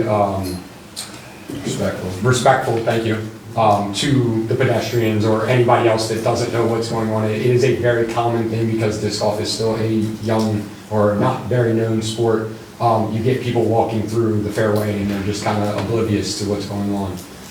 So we're very familiar with educating people on that etiquette, and then as well as in our events, as he had said with the crab pots, as we did, we're putting up signs that say caution flying discs and letting random people know if they didn't see the sign at the front of the course that, hey, this is a disc golf course. Thank you. Within a work operating park though. It's not just, yeah. And I sorry.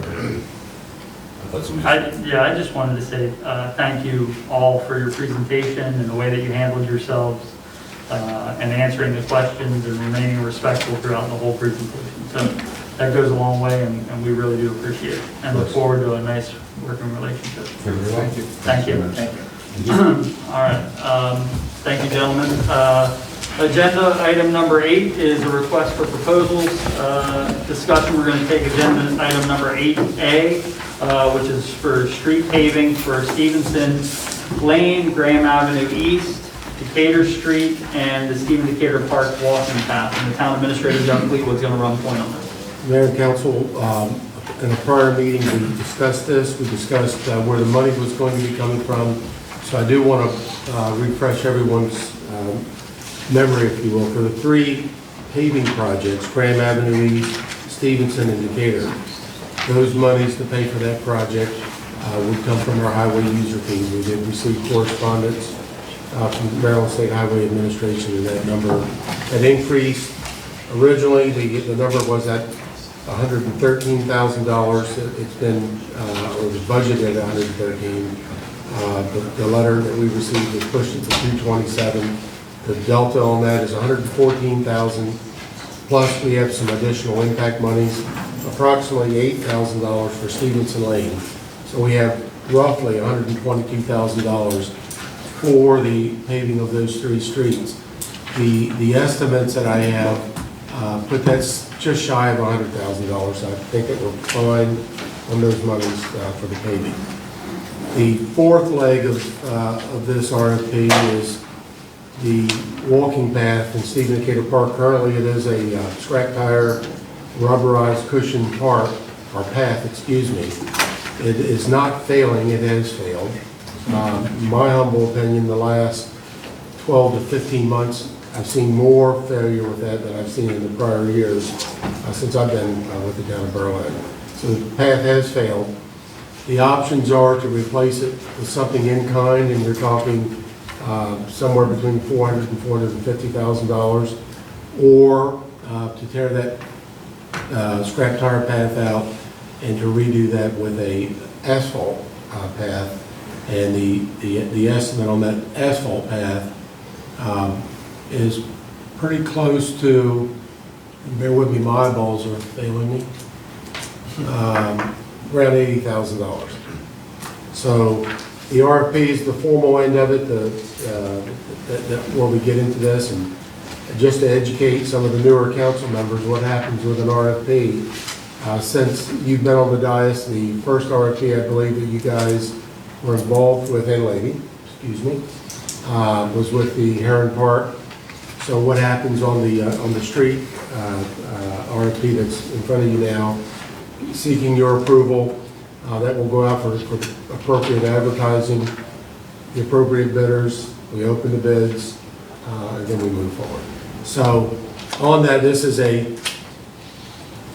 any of those 4 projects, those 3 streets, lanes, avenues, and that walking path, we reserve the right when we get those bids in that we can stop one, not do one, or do all 4, but everything has to be in line.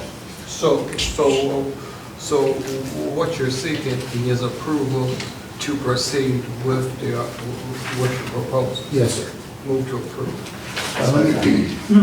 I have a motion by Councilmember Burrell, I believe Councilmember Purnell beats to it, Councilmember Orth, for the second, for the, it's okay, yeah, we got another discussion coming right up, so, for the street paving RFP for Stevenson Lane, Graham Avenue East, Decatur Street, and the Stephen Decatur Park walking path, all in favor say aye. Aye. All opposed, and let the record reflect that passed unanimously. Let's move on to agenda item number 8B, which is the Grant Street Well Number 3 project, and the town administrator is running point on that also. And I have help. I have my esteemed gentleman in the back from Davis, Bone, and Fredell. Come on up there, Josh. I thought I saw a familiar face in the audience. I start putting him first on the agenda. I know. No, Josh is all right. Well, you said I was coming in case there were questions. Well, there's a question. So where we're at on this, we go back to the beginning of October. We've learned just to reiterate for folks that did not know, the town currently has in its livery 3 functional wells. We had a well number 3 on Branch Street that basically had failed. And I'll make it real simple. Let's assume that the well was as deep as this pen. The bottom portion of that well has a mesh, a screen, and that had deteriorated, and it failed. So what was happening is we were pulling stone and sand. We did explore the potential of rehabbing, and I'm entrusting our engineer from DBF and also the folks from AC Schultes.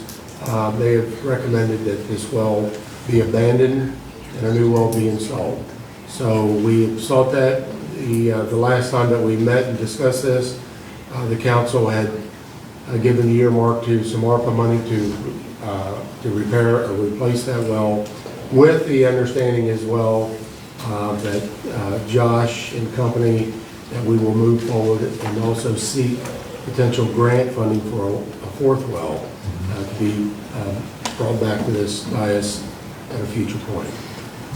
So that's where I'm at. Thank you. Any questions for the town administrator or for Josh? Please. Well, Josh didn't even say anything. Josh, do you want to His say? mere presence just. Yeah, I mean, you just, anything to add to the discussion? Just to clarify, it's two separate things we're talking about. Replacing the well that has failed, and then also, as Jeff mentioned, planning ahead. Right now, the town has averaged about 400,000 gallons per day over the last 5 years in water usage. 2020, it bumped up a little bit, about 440,000. I think so. The town is growing. I would be willing to bet that when we look at the numbers for 2021, we may be up even a little higher. So we do want to, number one, fix the broken well, and number two, plan for the future with a new well at a different location that's going to be sited based on where the growth is in the town and maximizing the not only the adding the well to the system, water to the system, but your water quality also. But this RFP is just for well number 3. Yes. Correct. If there's no further comment, I'll make a motion to approve the RFP. So I have a motion by Councilmember Orris to approve the Branch Street well number 3 RFP. I have a second by Councilmember Purnell. All in favor say aye. Aye. All opposed? And let the record reflect that the Branch Street well number 3 RFP passes unanimously. Thank you. And before you move to the next agenda item, before he goes home, I do want to share that Josh was in town today with Mary, with Jimmy, with Jamie. We were over at Stephen Cater Park. We were contemplating, as I call it, regarding the grant money that we had received for the permanent restroom facility over there.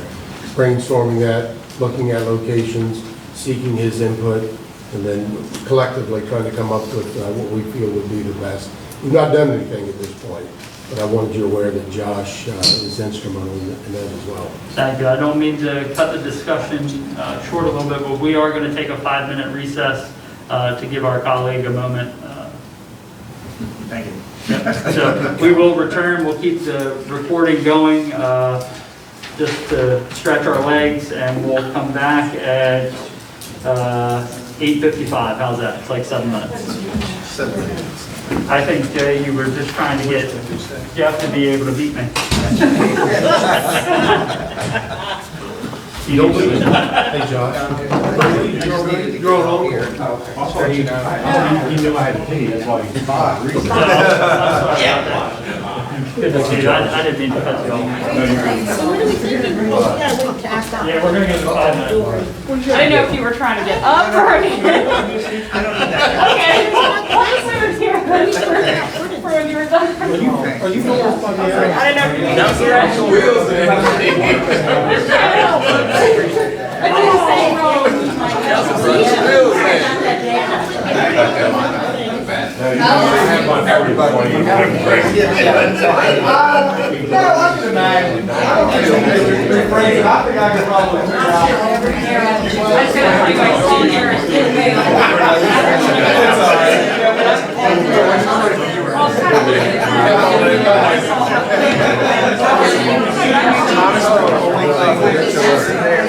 Actual document itself.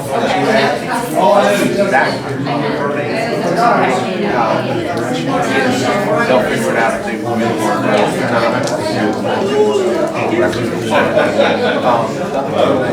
If that's the only thing you ever mess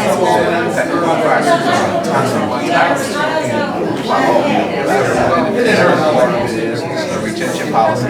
I'll just flood it with things and figure it out. Because I was like, I looked at it and I was like, I might have to rip this whole thing. Yeah, because you don't have to read the retention policy. And the last time is reviewed by you, reviewed by me, and here you go. I think it's gonna be just one of those. Like, it's been for like a month and a half now, my kid was constantly sick and now they just can't live now. I'm wearing a mask just in case, but I'm Usually adults don't get it. I'll be happy. Well, you take care of it. Don't wait that long to get So I'll check it out tomorrow. The big thing is, I want to respect you, and I'm gonna send it out to you, look at it, say, Well, actually, we're down to 4. I love Phil's very quick, but I'm taking off. I'm just saying the booster, so I'm like, I'd rather not be here. Not mine anymore. Do we have to sign that? No, it's okay, but I took a little can right before bed and I drank 2 bottles of water.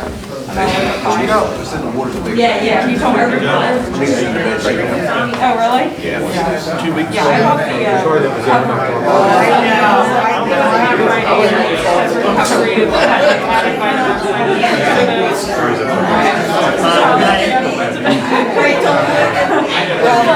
There's a reason. It's all pretty bad.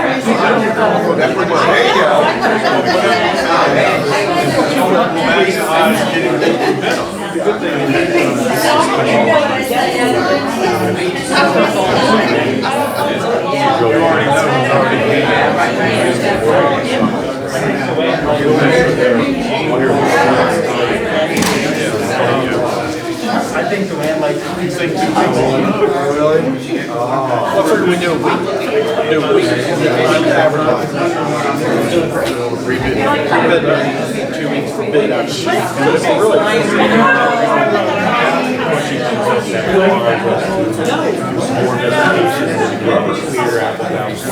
hey, I saw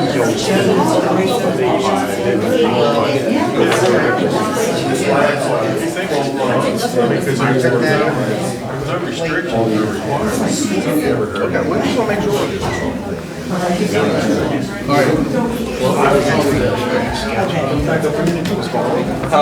I said, I'm ready to make sure they take I think it's gotta be a real, you gotta be wrong way, wrong person. No, I just want to know. I'll put a plug with you that you're here.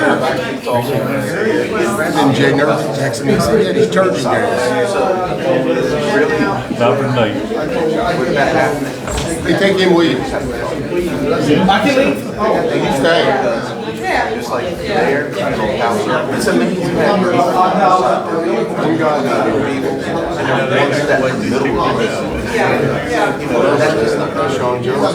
We have so many. How are you doing? And like you said, Westland Street has been forgotten about. Did I say 50 or 60? You're not gonna have a whole bunch of like. Sometimes it's just. I think number one, all it cares is what I do on the sidewalk.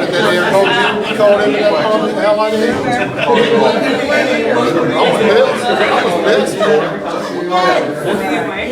Oh, wow.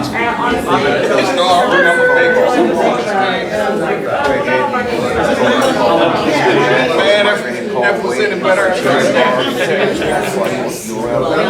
once again, they'll go ahead and get that mode. Like, call me. Cars will be down there.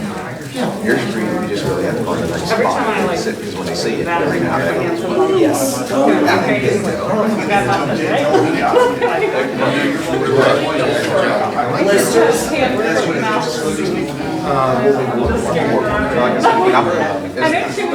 It's really Happy neighbors, it's always happy that way. It looks a lot like chicken. All right, everyone, we're about a minute out. Start finding our feet. Yeah, I don't know how to. We called each other.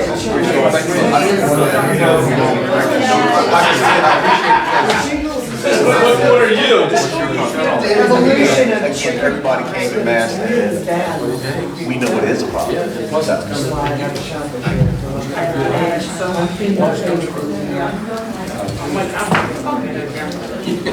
30 seconds, Mr. Fleetwood, 30 seconds.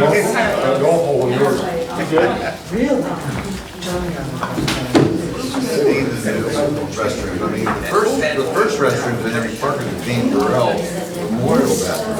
Oh. Not Memorial. Not dead yet. The Dean Burrell public restroom.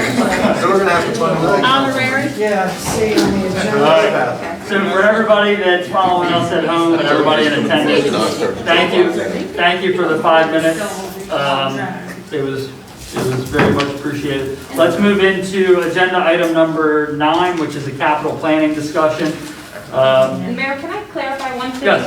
In the packet, I realized that I had agenda, on the agenda item 9 is capital expenditures, but in the packet, I had them flip-flop, the motion. Okay, let's take that then. So, Sorry, just it was well, flip-flop in the packet. we can take it. So let's take agenda item number 10, which is the motion 2021-26, approving the amended holiday schedule for 2022, and the Deputy Town Administrator, Mary Boland's going to run point. This is essentially the same motion that was approved back in October 8th, I guess it was, or whatever the first meeting in October was, with the exception that the half-day holidays for December 23rd and December 30th have been changed to full-day holidays. And then Kelsey also included an excerpt from the employee handbook indicating what that change would look like once that is, that's not really being presented for approval tonight, but it just shows the correlation. Thank you. So we'll open it up to discussion by the council. If there's no comments, I move to approve the adjustment. So I have a motion by Councilmember Burrell approving motion 2021-26. Second. I have a second by Councilmember Nichols. All in favor, say aye. Aye. All opposed? And let the record reflect that motion 2021-26 passes unanimously. Thank you. So let's go to, as you see it on the agenda item number 9, which is capital planning discussion. Kelsey's going to help run us through the presentation on the screen. But this is just really the start of our capital planning process, 5-year capital plan for the town of Berlin. It's designed to help address some of the town's aging infrastructure and get us on a path toward understanding what those financial aspects are and planning for those for the upcoming years. So we'll move into slide number 3, if you don't mind, which is how we got to this 5-year draft capital plan that you see. It first went to the town administrator's hands to be able to help get our department heads on board with filling in the capital needs that are not related to personnel or general operations, but more or less towards the capital needs that are $5,000 or more. I want to thank all of my colleagues up here on the council for also submitting what I call like a little windshield survey of their district to help preempt some of the things that maybe we're not seeing that could be added to this capital plan. So thank you for sending those my way. If I've missed something on this list, please make sure you let me know. And then I also tried to give it a glance to see what I saw, and I think it's pretty encompassing, but we do have a few things for, I would say, spelling errors and a couple things that I'm sure are incorrect in this document. So for the elected official side of things, you see this time and time again come up in our draft budgets, but I think each year we end up striking that, which are improvements to these council chambers to include audio and visual system upgrades and some upgrades to our public access channel so that people can follow along at home, good cameras so that you can see who's presenting, as well as everybody that's in attendance and speaking, and the audio capabilities to catch those and then stream that across our public access channel. So those, I believe, Mary, you pull these numbers like what, almost clockwork every 3 to 5 years? Yeah, I want to say that the figure of 45,000 is probably 2 years old at this point.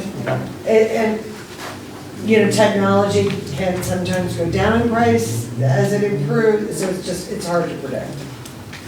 And then strategic planning, our strategic plan did expire, I believe in 2018, so it is something that it's not going to cost us $27,000, $5,000. It would be about $27,500, so we'll strike that last zero. Is there anything that this body feels may be missing as it relates to the elected official side of things? No, but I just have a question, because I have a list. Yeah, go ahead. So did you just want me to address these as we go? Let's tackle them as we progress. Well, I don't have anything for this one. Okay, perfect. All right, so then let's go to administration. And you'll notice that there's a pool vehicle replacement slated for FY ¡26 with a pool as in a use vehicle for around $30,000. And then each year, we also discuss the possibility of taking, Mary, how many sheds do we have of documents? Well, at this point, it's 1.5. 1.5 Large and sheds. large sheds of town documents. And one thing that we noticed with the COVID-19 pandemic is that those documents become ever harder to get to when you're not working everybody here in an office. So finding a way to get those documents digitized is something that we need to look at. Jeff, Kelsey, Mary, anything that you think maybe needed to be added to this or adjusted? Not as of right now. Okay. Anything that this body sees that may be missing? All right. So we'll move on to finance. A lot of what Natalie does, correct me if I'm wrong, is human capital related. So it really didn't meet the benchmark of this document per se. But I think one thing that we also talked about is maybe a new payroll system. Not a new payroll, but I was debating on add-in as a capital asset, which I don't have any estimated cost in the moment, and then potentially extra parts of the Tyler to accommodate for asset management, project management, and potentially for the payroll. So that's one investment I would like to see in the future, not necessarily for the fiscal '23, but going forward. Let's make sure that we add those to this, if you don't mind, so that we can start that planning process also. Should we also include in there any type of new meter software? That would possibly gonna fall into the cost, everything, and I'm hoping we will not need a software integration because it should be accommodated. But at this point, I know we mentioned that with Gene and the cloud machine. Yeah, it should be part of the whole project as the meter installment. So we'll make sure that we add those parts in it. So that, is that part of the Tyler software? Tyler should accommodate as an import, but if anything will be needed on the meter side integration, that should be part of the meter installation cost. And just so that everybody else can follow the payroll side, we've talked about this more at the staff level, but we typically, our payroll processing is done through ADP. Right. But those charges are becoming a little bit more inflated, and in an effort to try and protect what we're spending on the payroll processing side, I think Natalie brought up a good point about possibly transitioning to Tyler to handle that component as well. So we'll make sure that we add that to this list. I think that would be covered under customer service or customer accounts and finance, right? Yes. All right, building and grounds. So, and the FYs are there for kind of a gauge. They're not really set in stone. I think we're going to have to reevaluate where those fall in the mix. But a town hall renovation, so for everybody that may not be familiar, the police department used to occupy directly underneath of us, and that space is somewhat vacant. It's used for storage right now, but it does need some improvements, and we definitely have some needs for it as it relates to the operations of the town of Berlin. So those improvements would be about $250,000. I think it's also worth mentioning that the town has pursued a grant through DHCD in an effort to hopefully kind of offset some of that as well. Some security improvements for the town, mainly geared around helping protect public meetings, and once again, that's not a 27,000, 5,000, strike that zero at the end. For security improvements, that's a rough estimate as well. And then for town related events, we've discussed this, I think, with the fire company, but an AED that's close, that's centrally located, whether it's here at Town Hall, whether it's a visitor center or something like that, just a spot where if somebody goes and needs an AED and they open the door, it'll call 911. Anything that anybody sees, Jeff, you handle a lot of the building and grounds as well, anything that needs to be added or adjusted here? No, sir. Just a question, for the town hall renovation, mentioning the police station or ex-police station, will that 250 include the customer service area as well? Yes. I believe so. Yes. So I would just suggest to add as a maybe downstairs area of the town hall, not just the police station. So add that verbiage. Just add the verbiage, that's. Just the verbiage. Why don't we just make it say renovation of Town Hall? That's right. Is that okay? But I think that's a very good point. I have one thing regarding buildings and grounds. Jeff, in the event that the RFPs for Heron Park are successful, and 410 and 57 get sold, the maintenance shed that's there, that have to be reconstructed somewhere. So you'll also see that, I think I can help you out a little bit there with Public Works. There's a Yeah, you'll see building that in here. for Public Works, and I think that's designed to help offset some of that. The thing real quick on those sheds, those two buildings that you're referring to in Heron Park, Yeah. they're wonderful to have because Jamie and Jimmy have that opportunity now to put things out of the weather, whereas before they just sat out in the weather. So, I mean, it's one of those things, are they needed? I think they are. Yeah. I mean, the longevity of the equipment, it increases. I just want to make sure it was covered. It is. And It is. we need to But replace if those two places were sold, do we have enough space?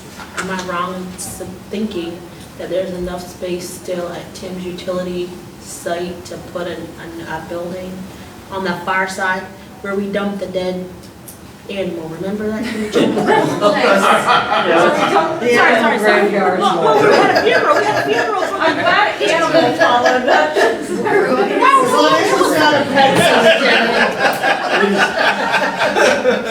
Oh, Lord, we go. It was, listen, there was something in the middle of the street, we had a funeral, we buried the animal. There's the possibility of either an expansion there or even on Houghton Avenue and William Street as well. Sorry. No, those are all good points. Anything else? Yeah, well, for the renovations of Town Hall, should we just clarify downstairs?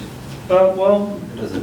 let's just keep it at renovations at Town Hall, because I think where it's gonna get a little tricky is maybe an improvement to our elevator and stuff is in that. I've got a better idea, give me the $250,000.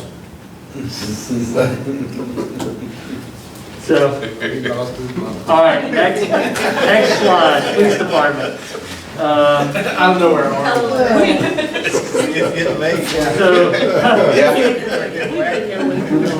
All right, so police department, looking at vehicle replacements, I think, Chief, are these pretty reflective of the vehicles that you think need to be replaced? So when you see $82,000, that's not one vehicle, that's two vehicles.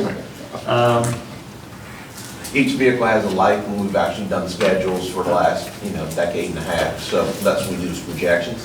If the vehicles last longer, we don't have to go ahead and purchase them. If they're shorter, then, or if they get wrecked, then, we go a different way. And then looking over at miscellaneous equipment, the MDT, e-tics, and radios, you can see a pretty nice schedule there. So radar replacement, anything that needs to be added to that, Chief?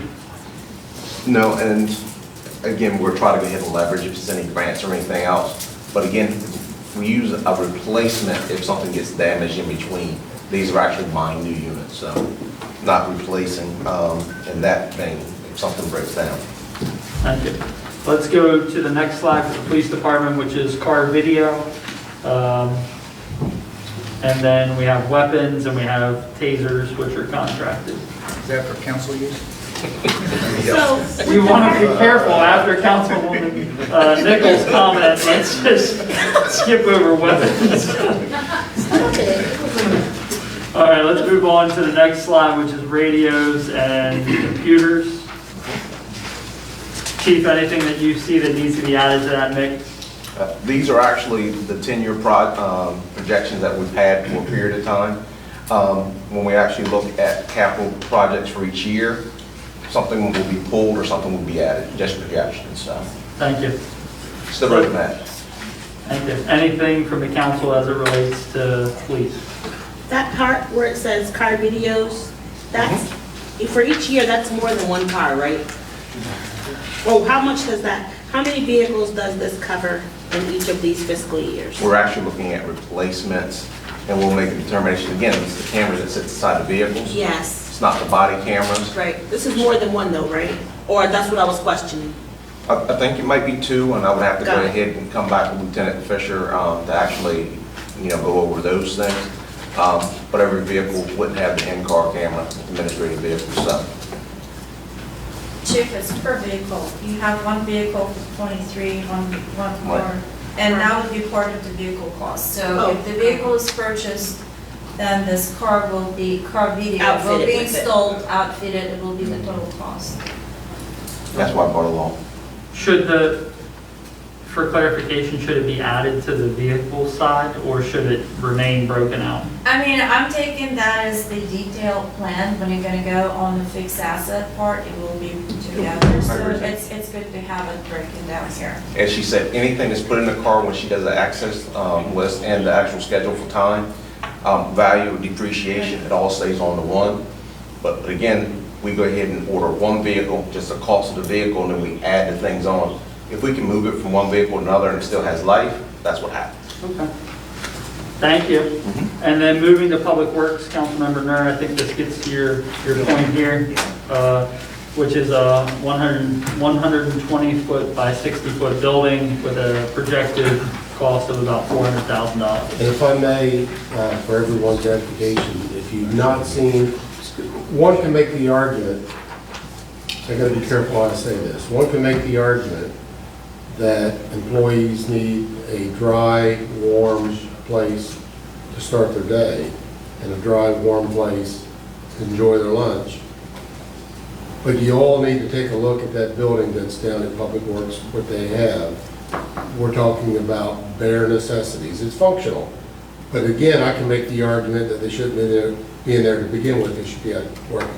So I mean, we can slice and dice it, but I firmly believe that if we get to this building, that's something that we could do with that as well, is carve out a portion of that so it's in the 21st century, not the 16th. Anything to add from the council as it relates to the Public Works facility? Yes, And anything from I do have something Go to ahead. add. That building, I was in there during the summertime, and let me tell you what, it was hot outside, having worked all day during Public Works. You couldn't come in that building and cool off. You couldn't get cool in there. That place is like, it's outside, but it's almost like being in a tent, no joke. It really is. A tent with lights and a toilet. And that is The walls are not, that thick. that is no joke. It has the window AC units as well, right Yes. now, central.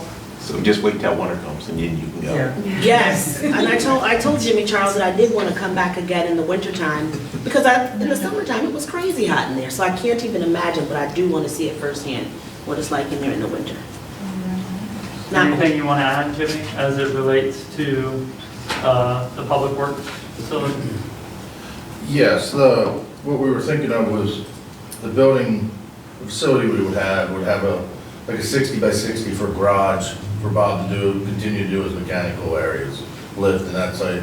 Another area, like another part, maybe 60 by 60 is where we have a break room, a shower, bathrooms, and then probably 2 offices for the director and superintendent within that general area too. And then possibly whatever room's left is to be able to have just some storage to continue to get equipment out of the weather. Looking for a place to put that sweeper, and we're gonna start probably putting that over at Heron Park for now, but just anytime we get this equipment out of the weather, it's gonna save it and give it years. Thank you. Anything more from the council as it relates to Public Works? Yes, currently those guys don't have a shower in the building that they have. not, and I don't want anybody to say, oh, well, what's the use of a shower? Well, if you've ever worked outside doing any of what these departments do, and I wasn't joking when we did clean up the dead animal in the street, and we did give it a funeral, but I mean, it was disgusting, it was nasty. And after that, there's no way for those men to go back and clean themselves up after having done that. And that, to me, is just substandard, subpar. So a shower, I think, needs to be happening in there. Well, let's stay in the vein of Public Works and let's move to sanitation, which is under Public Works, and that's trash and recycling. So you will see the request or projected need for a new garbage truck and a new recycling truck. We'll have to add the garbage truck is for an automated, to continue to replace the automated one. We will actually need to add probably in 24 to 25, a rear loader garbage truck too. The one we'll use for commercial cans around the town. And what's the approximate cost of that? Do you know? I would say If we'll not- start at 250,000. Well, we'll pull that together as we start to frame this up. Mhm. A rear loader probably for FY '24? Yes.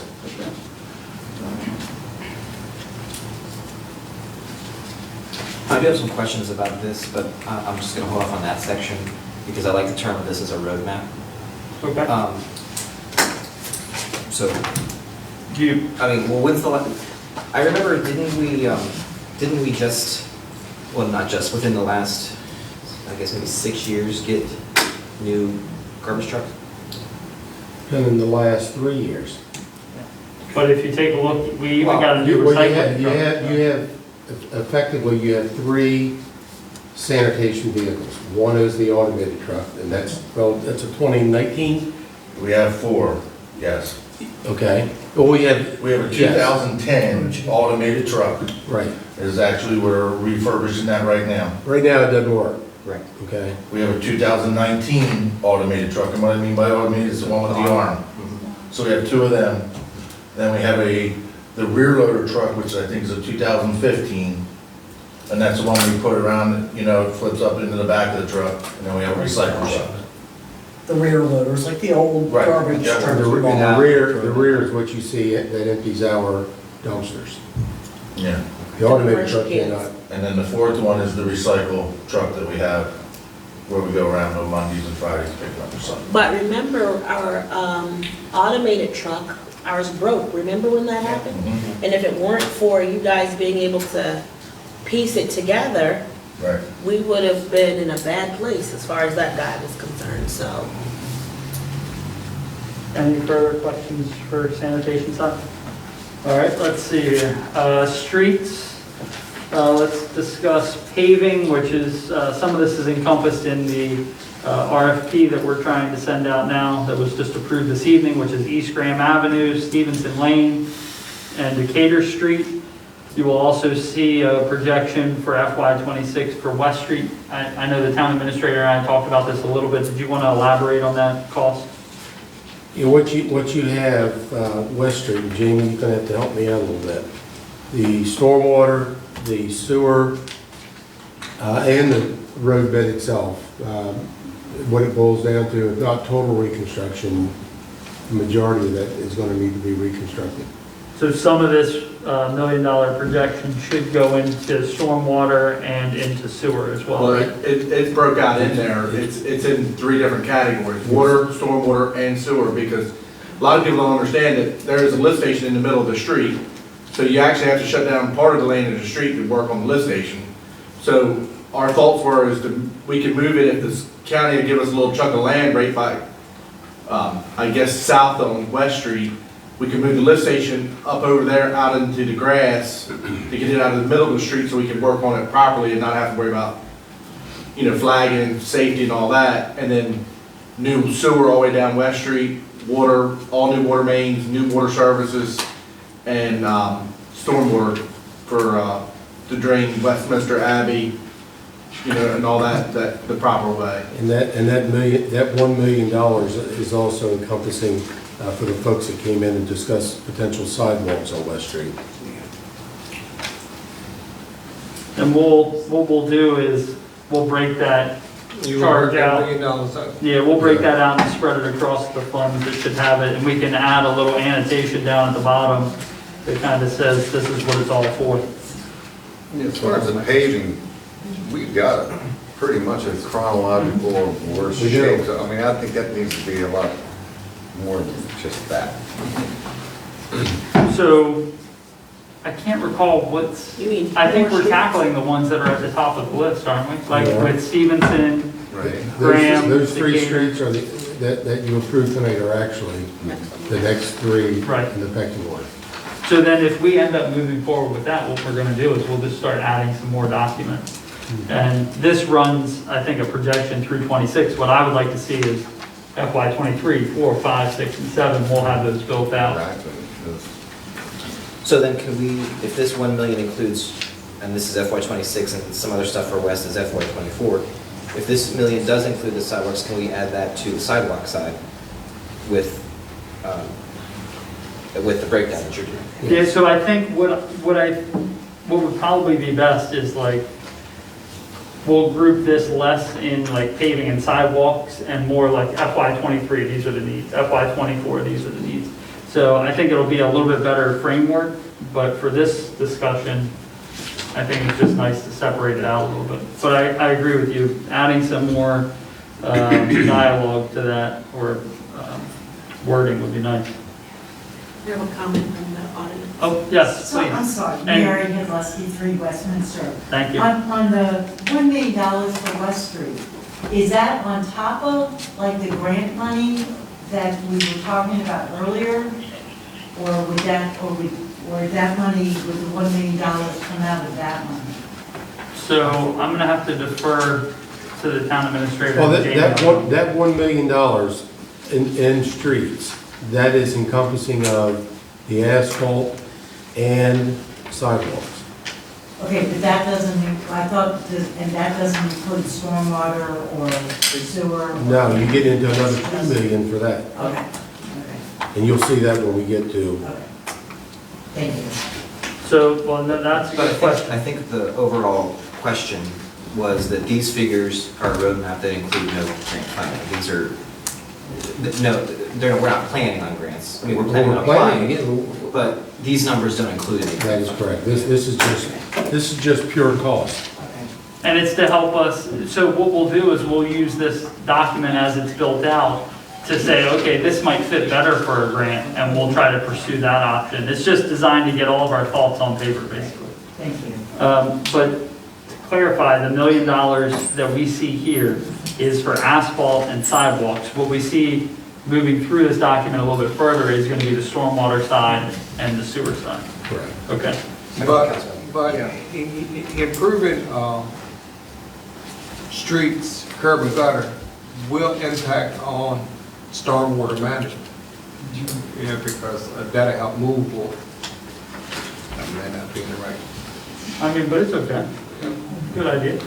Councilmember Nerd, did you have a question or a Yeah, a comment? question under sidewalks. The first one, Tripoli to Stephen Decatur Park. Is that worded correctly? Because the sidewalk is in place from. I think that this is for the item, for the part that ends abruptly, right? Yeah, it stops at the culvert. This would be Correct. So extended onto the all the way parking lot. down to The parking The lot. parking lot. Yeah, out to the parking lot, okay. So we'll stop at the parking lot? Yeah, right now, we get a lot of people, you gotta walk up the street. And you get them on both sides of the street. Yeah. So if we can run a sidewalk from there down to the parking lot on the playground side, it'll keep the people on the sidewalks. And it's hard to navigate with stroller. Yeah, and, because I noticed too, and I'll be real quick, but a lot of times people will walk up the right-hand side of the street, but they'll stay on the right-hand side of the street the whole way up to Main Street, and there's sidewalks on the left, so it definitely puts a safety issue. Thank you. Good question. Plus, what was done there was a grant. We got that through a grant, so that didn't cost the town anything to put that sidewalk in, and that's where the money stopped, so that's why it was stopped right there. So now, Very well put. I mean, that's the easiest way to put it. I mean, that's, where the grant stopped, and that's, the money stopped, and that's where we had to stop. All the money we have. All right, so then you'll also see below that, Washington Street, East Branch Street for some sidewalk improvements. And then for not a specified fiscal year or any dollar value that we have so far, but Maple Avenue, Decatur Street, Schoolfield Street, Shao Street, and Elizabeth Street needed to be added to the list as well. So when we do, I'm sorry, when we do sidewalk repairs and things, are we taking out whole sections, or are we just doing like little blocks that have cracks in them? It's done based off damage. And we just don't go in and start at one end and go to the other.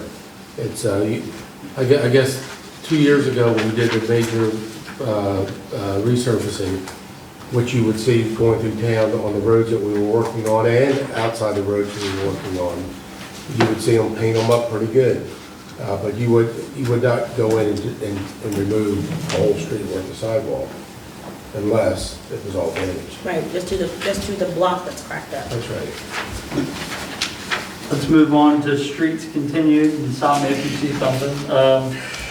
Vehicles and machinery for FY23, there's a replacement of a pickup truck and a backhoe tractor. FY24, there's a need for a dump truck, and this is where I think Ms. Valong brought this up also. It's split with water resources, so you see some of that capital item split. And then there is a request that we'll need to replace 2 lawnmowers. Any questions as far as that goes, or additions? Anything that I missed? And I would like to add, when you, especially with lawnmowers, I mean, we project how long they may last, but you could have one tomorrow that fails. Right. And that's okay. I don't think that any of this is designed to be, you said 2024. It's just more or less for planning purposes. Looking at some of the newer projects, and I think to Ms. Haldesky's point, some of them are on for hopefully attacking some grant funding or putting us in a strategic position. Some of that is the pedestrian bridge across Bay Street and Route 113, a roundabout at Main Street and Old Ocean City Boulevard. And I believe Councilmember Orris and I had a conversation about this, and so did the town administrator and I. That's actually a state road, but I think for us to prioritize that capital project, what we can then do is go to the state highway and say, hey, look, this is one of our capital needs, and we really need to have a good conversation about this. A roundabout possibly at Flower Street, Railroad Avenue, Schoolfield Street, and Branch Street. I think I can speak for myself here, but I get a lot of complaints about speeding on Flower Street, and a nice decorative piece of street work there could help limit some of that speeding. And then the Rails to Trails project, which we do have in our FY22 budget, a portion of that, but to build this out a little bit further. We also have the Decatur Street realignment. That's realigned with Flower. Correct, realignment with Flower Street. And there's the need for realignment with Healthway Drive do I have that? No, it's under planning and zoning. It should be on the streets. That AGH driveway with Stephen Decatur Apartments. Yes. That's later on. Because I was curious why that was in planning and zoning. Well, we don't want you to be left out. It's your Christmas present, Dave. They realize I'll be looking at the plan. Sorry about that. Anything else that anybody sees that should be moved over? With these alignments, I don't want to assume anything, but when we align them, are we lining them with sidewalk too? Or are we just realigning them? The realignment, as it's related to the wording, is more or less to make the streets intersect in a 4-way pattern. Yeah. Right. But I think I want to say that goes back pretty far. Like if there's a new street project, sidewalks are typically reassessed. Doesn't mean that they always go in, but we at least reassess that. All right, so let's see here. Economic and community development. Ivy Wells is not here with us this evening, but the vehicle replacement for FY25. The Welcome Center Jeff, I think I got this incorrect. The HVAC's not That's an 120. expensive HVAC system, 12,000. Let's make sure we drop the 0 after the 12 and make that $12,000. It was gold plated. You just took the gold load. FY26 window replacements, you can see that as well, $50,000. And then there is a project that I put on here. I know there's been some discussion about Mr. Tinley as well, and possibly memorializing him in some way. And I know this body's talked about the way that that parcel, if you're looking across from Uncle Willie's, the town does have that grass parcel there that connects around the backside that we use for overflow parking. So maybe applying for some grants or something for a pocket park there. It's just put on as a brainstorming item. A new sign on Route 50, just west of Main Street. We did have some vandalism recently. This is a sign that's owned by, I believe, the Chamber of Commerce, so we would probably have to do a partnership there, but maybe looking at trying to update that a little bit. And then some parking improvements. Are we tamper-proof? Is that what we're hoping to do with it? Or, yeah, maybe. Like something updated? Well, I think that's part of a discussion that needs to be had with the chamber, but something that's a little less tamper-proof is probably high on the list. Especially since that's one of the first things people see on the highway. For sure. It could actually be, lit in a low light and you just digitally change it. I think that it's also important that we keep with the historic nature of Berlin and. Yeah. Like the fire department sign? I'm just saying. I'm not going to dissent on that, but I'm just saying that I think that neon is probably not where we're going. And again, it's low impact, it's on the highway, not downtown. Thank you, Chief. Planning and zoning, Dave, what I'm hearing is that you want to keep the alignment of ADH on your budget? And I don't know why the community center is there too. And broadband, I'm the big spender. We I'm can only a little much on that. But you came in last year and you said, I don't really have much I want to change, so I figured I'd throw you for a loop. No, so some of this stuff can be shuffled around. Good. The building, Dave's building for real though, seriously needs some ceiling improvements, so that is on this list. Some GIS mapping has been added here. We need to discuss the possibilities of how that's built out, or even whether that's under planning and zoning's budget. The other thing I might add there, when it could be under a different heading, but you talked about digitizing records in town hall. We're drowning in paper. Yeah. I think that that's more or less town-wide when we're looking at that. So I would hope that that would definitely include your office as well. Lighten you and Carolyn a little bit with some paperweight. Yeah, because we have all the plans, the blueprints, some of them are like a cannon, they're that big. And every project, we have stormwater, we have construction documents, we have site documents, we have water and sewer lines so sometimes I'll have 5 of them and they'll cover the table and I've got to keep them. And I'm running out of room. And it helps share the knowledge across all the different departments as well. And when there's a transition, I know that I've not been up here as long as some others to my right and my left, but every time somebody new comes up here, I feel like the same documents get requested. So if we could keep those in a folder and just use those as onboarding documents, I think it could be very helpful. Pass that, to develop. I'm going to pass that on to you.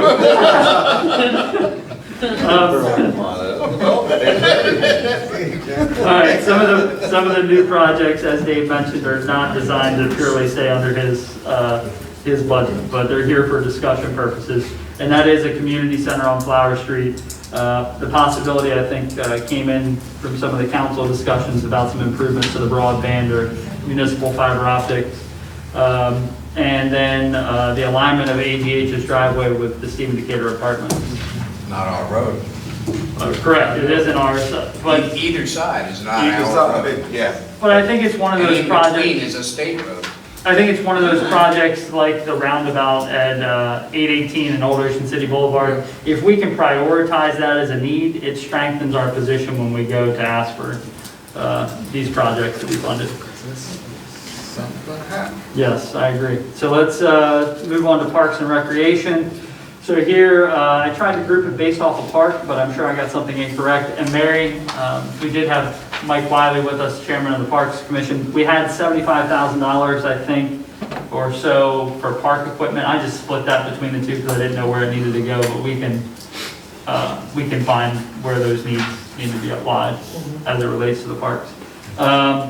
Henry Park basketball court lighting, we applied for that grant project. Hopefully it'll be funded. Playground equipment, like we said, was split. The council had a good point about bringing up a dog park. I think it's very much needed in the town of Berlin. Like I said, placement does not have to stay. It could be moved across different parks. Stephen Decatur Park, the walking path improvements, we are adding that to our RFP. I know we've discussed sandboxes or buoys that you can have that alarm around some of our ponds. Or just even flotation devices. Playground equipment once again.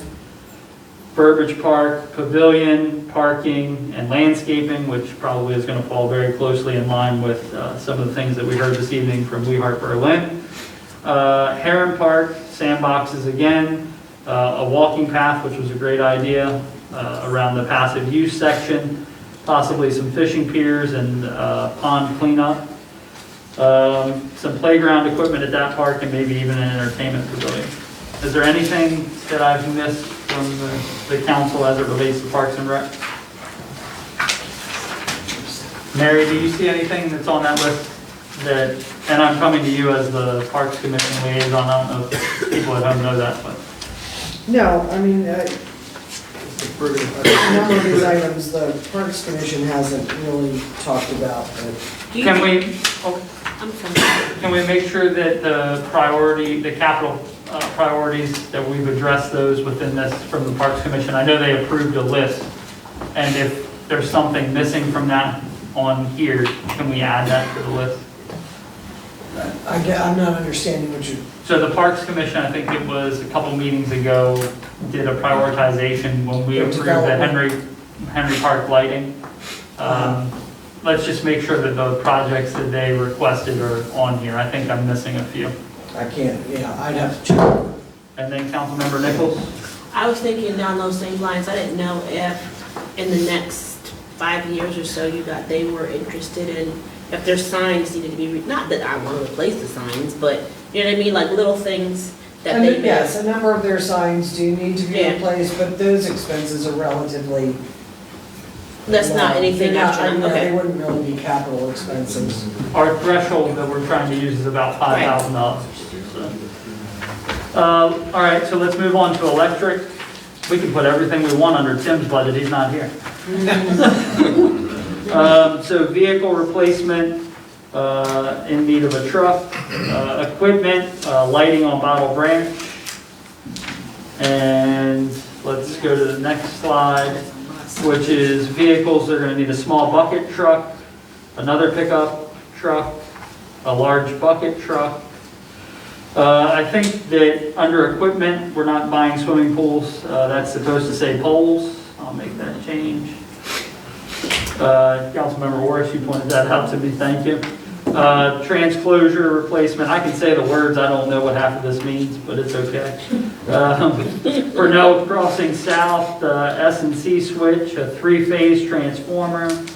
Purnell Crossing South undergrounding services. Generation, which is our next slide. This is, I can speak a little bit about these, but replacement of a number 4 and number 2 engine with natural gas generators, like what we have one of them currently to replace the diesels, and then a number 1 replacement for engine number 1 in FY24. These are all requests. I want to remind everyone. Equipment, power plant ABB cabinet, power plant S&C cabinet, power plant trans fans, I don't know. Right, trans fans. Okay.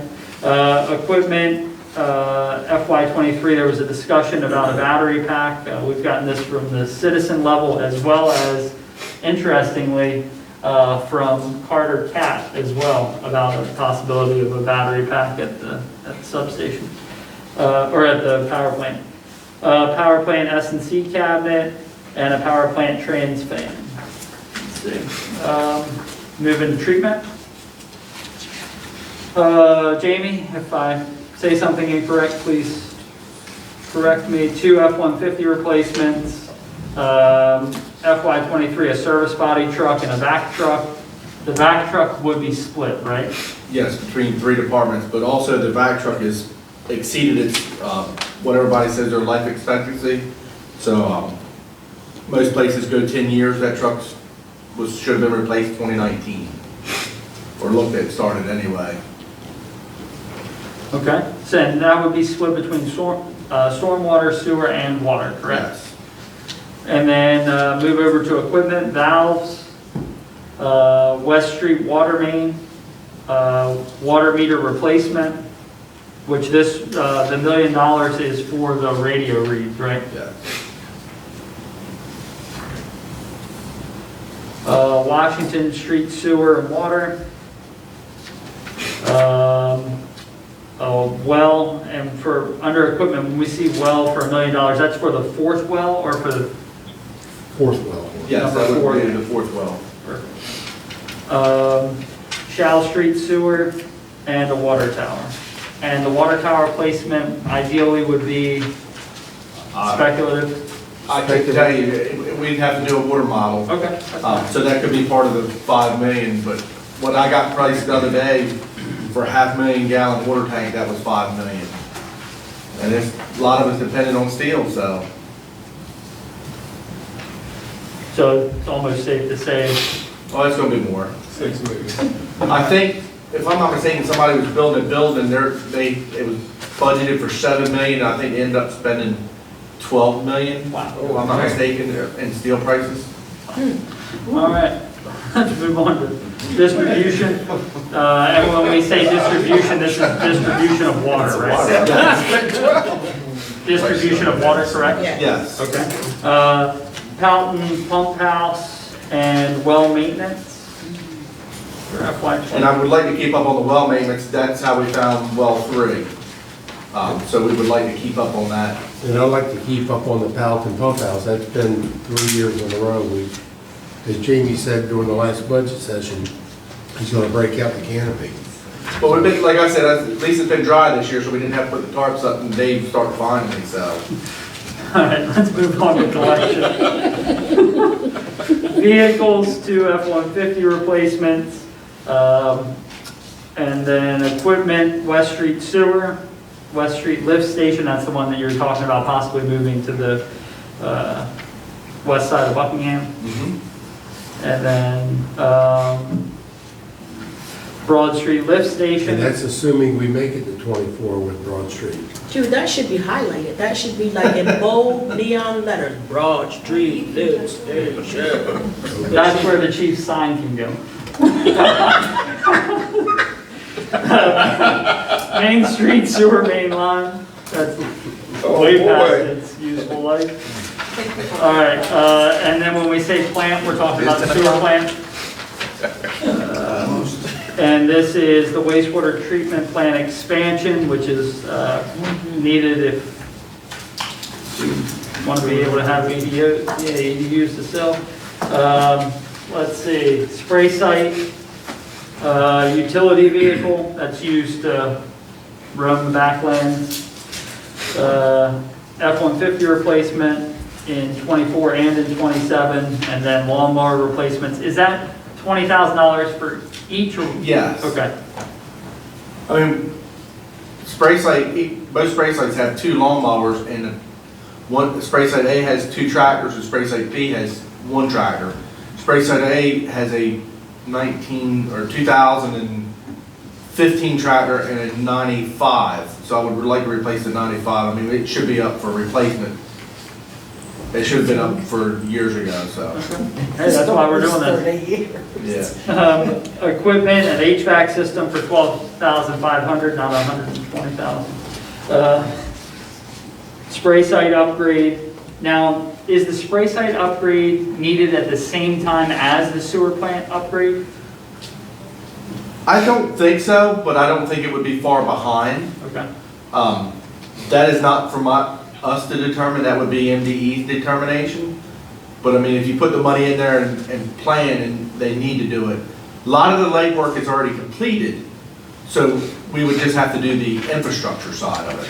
So for the planning purposes, we should plan like an FY for the sewer upgrades and then the following FY for the spray site upgrades? Yes. Okay.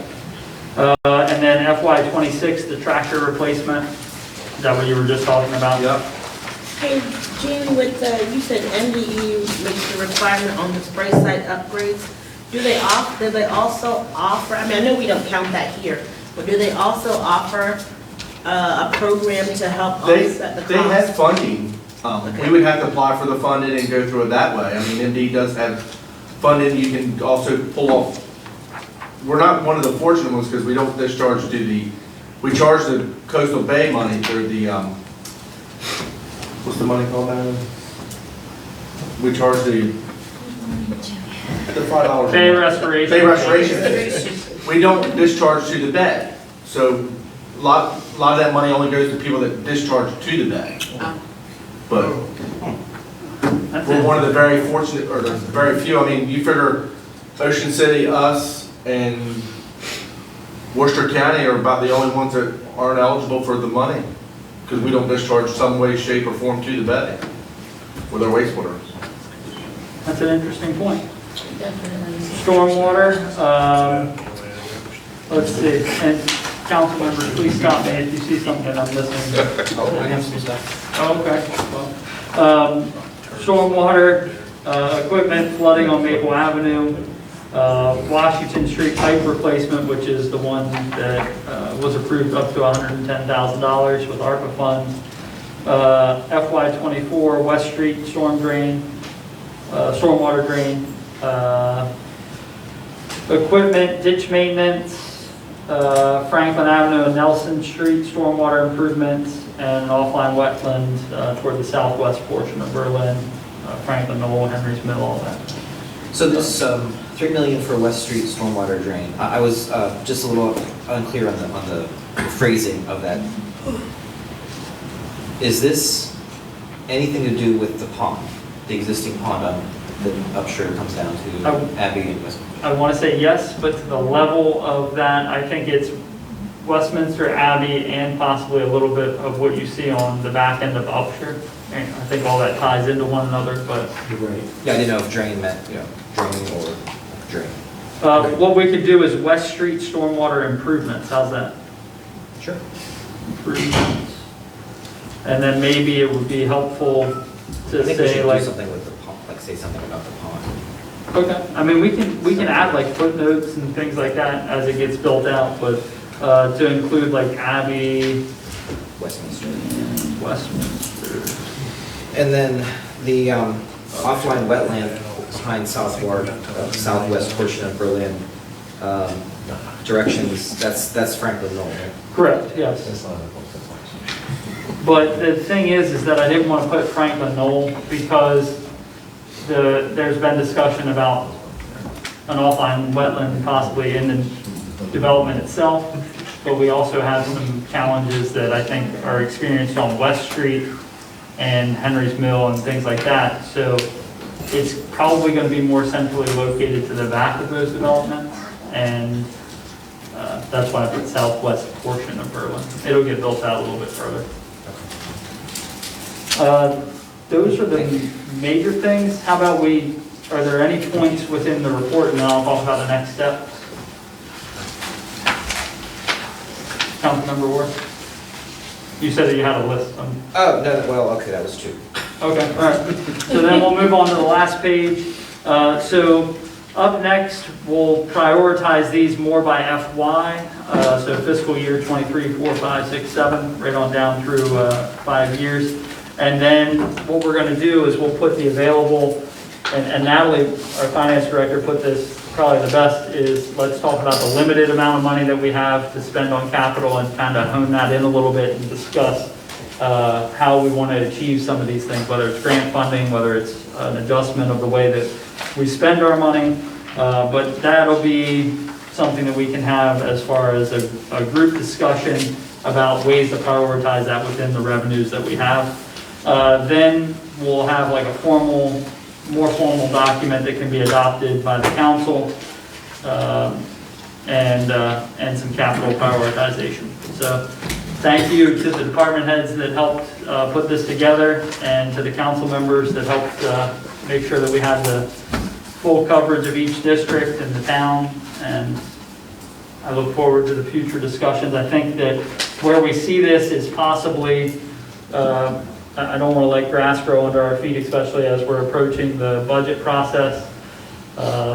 This will help us when we start allocating some of that money and start talking about things like tax rates and revenue streams and things like that. So the other side is we can also start to pull out the items that need to be covered. Some of the stuff is eligible for ARPA funding, so we can start to prioritize those needs off of what we've heard from the community, as well as the things that we see that are facing us in the form of a capital improvement. So thank you. That concludes agenda item number 9. Let's move on to agenda item number 11, the town administrator's report. My report's very short. The 15th of November, Tim Lawrence and the electric crew will be picking up the town's Christmas tree, and it will be brought, put in the stand, let it fall out, and then the following week decorating will take place. That's all I have. Thank you. Up next, departmental reports, and we'll start with Dave Engelhardt, Planning and Zoning. Good evening, Mayor and Council. All I really wanted to add tonight, Planning Commission has a public hearing this Wednesday, the 10th at 5:30 p.m. It's for a request for a rezoning. I talked about it in the previous 2 meetings, for a parcel on Route 50, just west of 818, west of North Main Street. Parcel's currently zone B2 shopping district, and they want to rezone it to R4 residence district, which would allow for townhouse development there. I've started to get, in the last 2 weeks, some feedback from the public on info@berlinmd.gov through the town website. So I encourage anyone to send me their comments. And please, it's a public hearing. All of the Planning Commission meetings are public meetings. So if you have, interest in these topics, I've been hearing a lot, recently. You're always welcome at those meetings. The Planning Commission meets the second Wednesday of every month at 5:30 p.m. right here in this chamber. And those issues, they're glad to discuss them with you. Or if you want to discuss it with different members, you can get a hold of them through me, my office. This one is going to be a little more controversial, calls for a recommendation of the Planning Commission to your body. So then a subsequent mayor and council meeting, it'll be another public hearing. So tentatively, we have that scheduled for your December 13th meeting, that you would have a public hearing. That would allow for the proper 2 times legal advertising that I have to do. And I will set that meeting early next week and legally advertise it, depending on what happens on Wednesday night. It really doesn't matter on the outcome on Wednesday night. The Planning Commission could say, yes, they recommended the rezoning, or no. It still has to come before you to decide, okay, we agree with the Planning Commission, or we don't, no matter what their finding is. But they will take in public input and have to make a motion for a recommendation. Either way, this Wednesday night, 5:30 p.m. That's all I have. Thank you. Any questions for our Planning and Zoning Director, Dave Engelhardt? Yes, those comments, remarks, statements that are coming to the info, I just want to be clear, are these going to be read out loud during your public hearing, or are they just being read now and taken into consideration? No, my intention was to read them into the record at the meeting. That's what I just wanted to make sure of that. And that's the appropriate way to do it. Right. I just That was wanted my to- intention. Right, right. Yeah, but- I assumed as much, but I wanted to make sure. But I will say this, at a limit. There was one case we had with the planning commission earlier this year, where I had 106 of them come in. So to read 106 letters/emails was a bit of an overkill. Now, I had read them all, so I could tell you what was positive and what was negative for that particular case. Wasn't a rezoning. It was just a matter for a site plan approval. So I read a sample of them and said I think out of 106, I had 96 positive and 10 negative. So they knew the attitude of the public. So if I get swamped with 100 of them, I don't think I'm going to read 100 of them into the record. But I could certainly, as of today, I have 7. So, and I always ask for that input, and I don't think that's a great amount for me to read into the record at this point. And I'll take them up until 12 noon Wednesday, as we did when we had closed meetings, with the pandemic. We were taking public comment up till noon on the day of the meeting. Gives us time to, have it ready for the meeting of that night, so. But according to the minutes, we were taking them, and I know you weren't here at that last meeting, but according to the minutes that are in this packet, we were taking them up to close of business that day, right? Correct. No, I was here that meeting. Oh, I'm sorry. I'm sorry. Maybe you were, I'm sorry. And it is close of business. And the other thing is that. Well, that's not a problem, but. I don't think so, but the other thing, if we get large volumes, I love public participation. I think many of us do, if not all of us. That's why we're here. But for large volumes like that, maybe we need to consider, not for this particular public hearing process, but accepting written testimony up to a point. And then you don't have to read everything in, because that can then become part of the record. That's correct. So, yeah, maybe we start doing that as opposed to asking somebody to read 100 different things. Just a point for us to consider moving forward. And maybe for the council one, what process would we have to put into place to say we accept written testimony up to this point? Well, you should take written testimony up to close of business, and of course, because, for example, this particular hearing is a request for rezoning. The council, mayor and council are acting in a quasi-judicial role. It would be appropriate for the council, if those documents aren't read into the record, to certainly read them prior to making a decision. What about doing it and saying that we accept written testimony up to the date and time that we need to be able to release the packet? Because that way it goes to everybody. Everybody can read them, everybody can see it. And I'm just receiving ones today. Right. From over the weekend.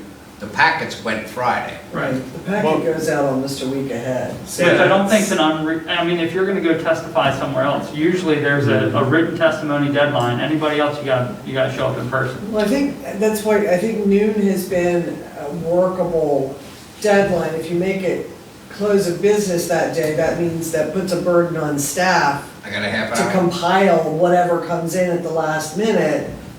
And in that case, right, in Dave's case, that's a half an hour by 5:30. Well, you could certainly change it to noon, but I don't think it would be appropriate to cut it off when the packet goes out, because that's almost a week prior to the hearing.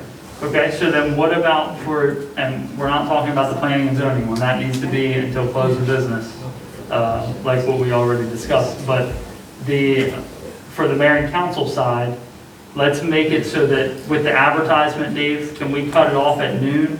And then Mary and Kelsey, can we make sure that everything that's received is pushed out as a link to our agenda packet so that it's there for anybody? Would that be a reasonable thing to do, as opposed to reading a voluminous amount of documents?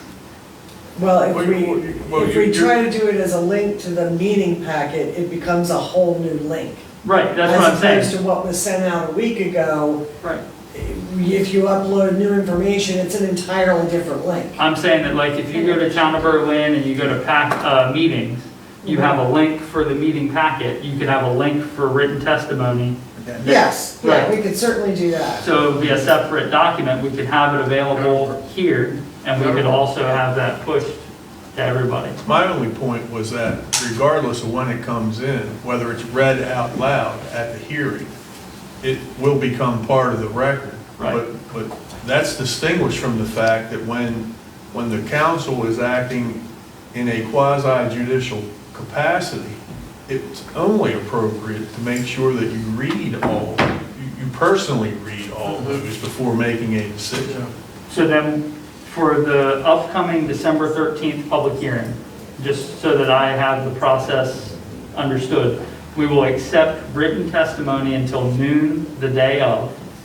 That will be compiled and then pushed out in a separate link on where the council meeting packet is. And also through the, can you send it out through Constant Contact also so that everybody has that? There has to be a cutoff time. for Yeah, that. let's make it noon.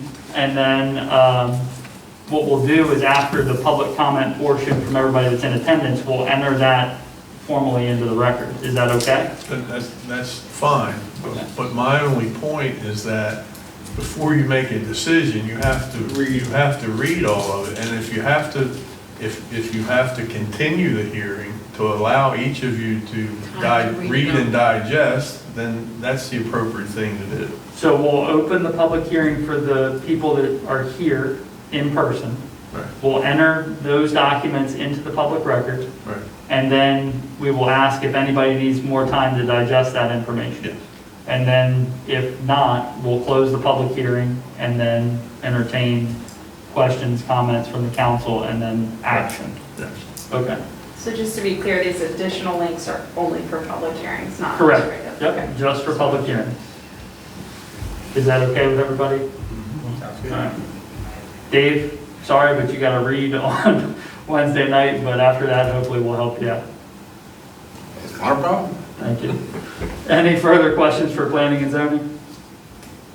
All right, up next is our police chief, Arnold Downing. Nothing to report. Thank you. Dave Gaskell, I got town attorney. All right, finance director, Natalie Slow. Thank you. So we are working on getting the draft reviewed. Next meeting, Jeff and I will be possibly, we did not confirm the date, meeting with Leslie Michaelick, who's BKS managing auditor. And after that, I will send the report for your review. And then I think it will be December when they come on site for the meeting and present the audited financial statements for all of us. What I want to ask, well, one more thing, the energy assistance letters will be included in the billing for this month. So everybody who has an account with the town of Berlin will receive a letter which basically states the program that we administer to assist energy electric accounts for the lower income families. And the letter has a detachable slip, so a citizen could keep the portion for the record and record his contribution or donation on their tax return at the end of the year. The monies will be deposited to a separate fund, separate account. We don't see it, we only see it at the end when we collect the amount, match it, and distribute it to the electric customers, if anybody has questions. In the same time, as I was presenting fiscal 22 first quarter, and as we've gone through the capital review of all the necessities for the town of Berlin as the projects and the assets. As of right now, we see the priorities. We have our program sitting half of it, and we discussed, but as for me, I don't have a straight guidelines of stormwater fund need to be as a priority. The rates need to be fixed. They need to be restructured. We need to bring the fund up to speed. the water and sewer, Jean Holloway mentioned that she's close to be retired very soon. I would like her to work with us as much as possible before she goes to the fun places to visit. So what I'm asking, I guess, let's establish a plan and the dates before we go to the budget process and have that implemented. Stormwater review fees already been done by EA Engineering. So we have that ready, we can present it and discuss it and possibly make a decision before the budget. Water and sewer is on the speed to be discussed and presented as well. And then the capital priorities are up front with us as of today. Meters. I mean, we see all that, but in my mind, I don't have a green light. I don't have it to go. So I'm asking you to help me with that. And I think that where I see this path going, and I think we've talked about this a little bit also, is building out this capital planning document and then outlining where that money is going to be spent for ARPA. Part of that was a public comment process, and hopefully getting those meters that we need as well. So I think they're great points. Any questions for our finance director? All right, up next, our water resources, Jamie Lapton. No report. All right, Superintendent of Public Works, Jimmy Charles. Last Wednesday, we had our walk pickup, and that was for Tuesday and Wednesday's routes. We had 81 registered stops. We collected almost about 8 tons, got about 800 pounds of metal, and we were done in less than 5 hours. That's trucks to the dump, back to the shop. Next Wednesday, the 17th, we have, which would be Thursday's trash route, and we're asking residents to pre-register, and then also, one of the issues is anything, the mattresses and cloth couches, to have them wrapped. And that's for the safety of our employees, not handling unexposed cloth and materials. Health and hygiene. Correct. I'm sorry, Jimmy, do we still have, are those provided by the town? We Or do they have just some go to mattresses. retail? We do have some bags that we can bring up and then have them downtown that they can stop and pick up. But otherwise, you could just go buy them? You can buy them at Home Depot and I imagine Tractor Supply, other areas like that. And I may be misspeaking, but I think those were purchased the first time we did that to encourage, like, you know, to promote, we are wrapping things now, but I think for future pickups, it's going to be on the residents to be wrapping them themselves. Right, But we so- do have a few left over. So here at town as they last? As they last, Right. yep. The bulk of those mattress bags is what I'll call them, they're rather large. My observation over the last 18 months, the bulk of those that have been picked up have not been used for wrapping of furniture, they've been used to fill with leaves. Oh, God. Okay. Yeah. That's interesting. Well, anyway, with them here reading this. Yeah, Now, Jimmy, how's the new setup working? Is it the new policies and stuff, are they? It's working really well where you pre-register. Right. Michelle and Blake, we take the register and they put them on a document. They're also talking with the residents and making sure that they're keeping it down to 4 items. And with the local scavengers, I would say, they don't come in and clean it up for us too. So, but yes, the process is working really well of, with them registering it, and then that way the residents also know that we're only gonna take so much, and it doesn't become an all-day project. One kind of cautionary note, if you have items out for bulk collection, don't have anything else out that isn't intended to go for bulk collection. Very good point. Any questions? We had a couple people have an experience with that this year, and unfortunately, it wasn't our guys, it was the scavengers who come through. If it's out there, people will assume it's for fair game. Well, thank you for that. Any questions for Superintendent Jimmy Charles? Yeah, what do you do with the metal? We So collect the there was- metal, and right now, we're just taking it down to the landfill. Okay, they dispose of it. We only had 800 pounds, so until we run it to Georgetown, spend that extra fuel, it's just as quick to get, let them take it and haul it. Thank you. Good question. Up next is our Deputy Town Administrator, Mary Ball. The only thing I have is this past Friday evening, we held our fall glow walk, which is the first time we've done a Just Walk event of this nature. I think it was very well received. Preliminary number from the health department was about 100 participants, which is by far the highest number that we've ever had. First time we've done it this way, so of course we took away a few things that will carry over to next year, but we'll definitely be planning to do it again. Thank you. Any questions for our Deputy Town Administrator? I thought I was gonna call it the glow walk was a lot of fun. Hopefully you're doing the opposite of growing with the walks. Point taken, but our restaurants are pretty tasty. Administrative Manager Kelsey Jensen. I don't have anything, thank you. All right, thank you. Up next are comments from the council. We'll start with Vice President Burrell. I just have 2 or 3 things. First, Jack's list. No, I have 2 things. I am elated to hear publicly that the restrooms in Stephen Decatur Park has been funded. This was a project that started when my granddaughter was 3 years old. She is 11 now, so it has been with us a while.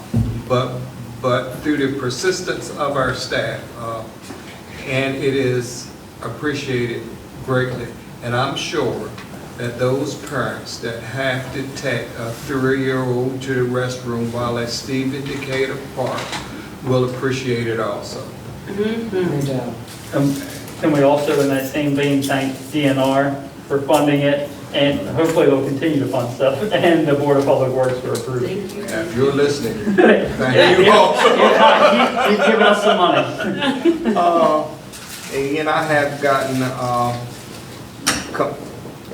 compliments about, and I wish Tim was here, about how well the lights on Main Street look. So publicly, I thank Tim and his group for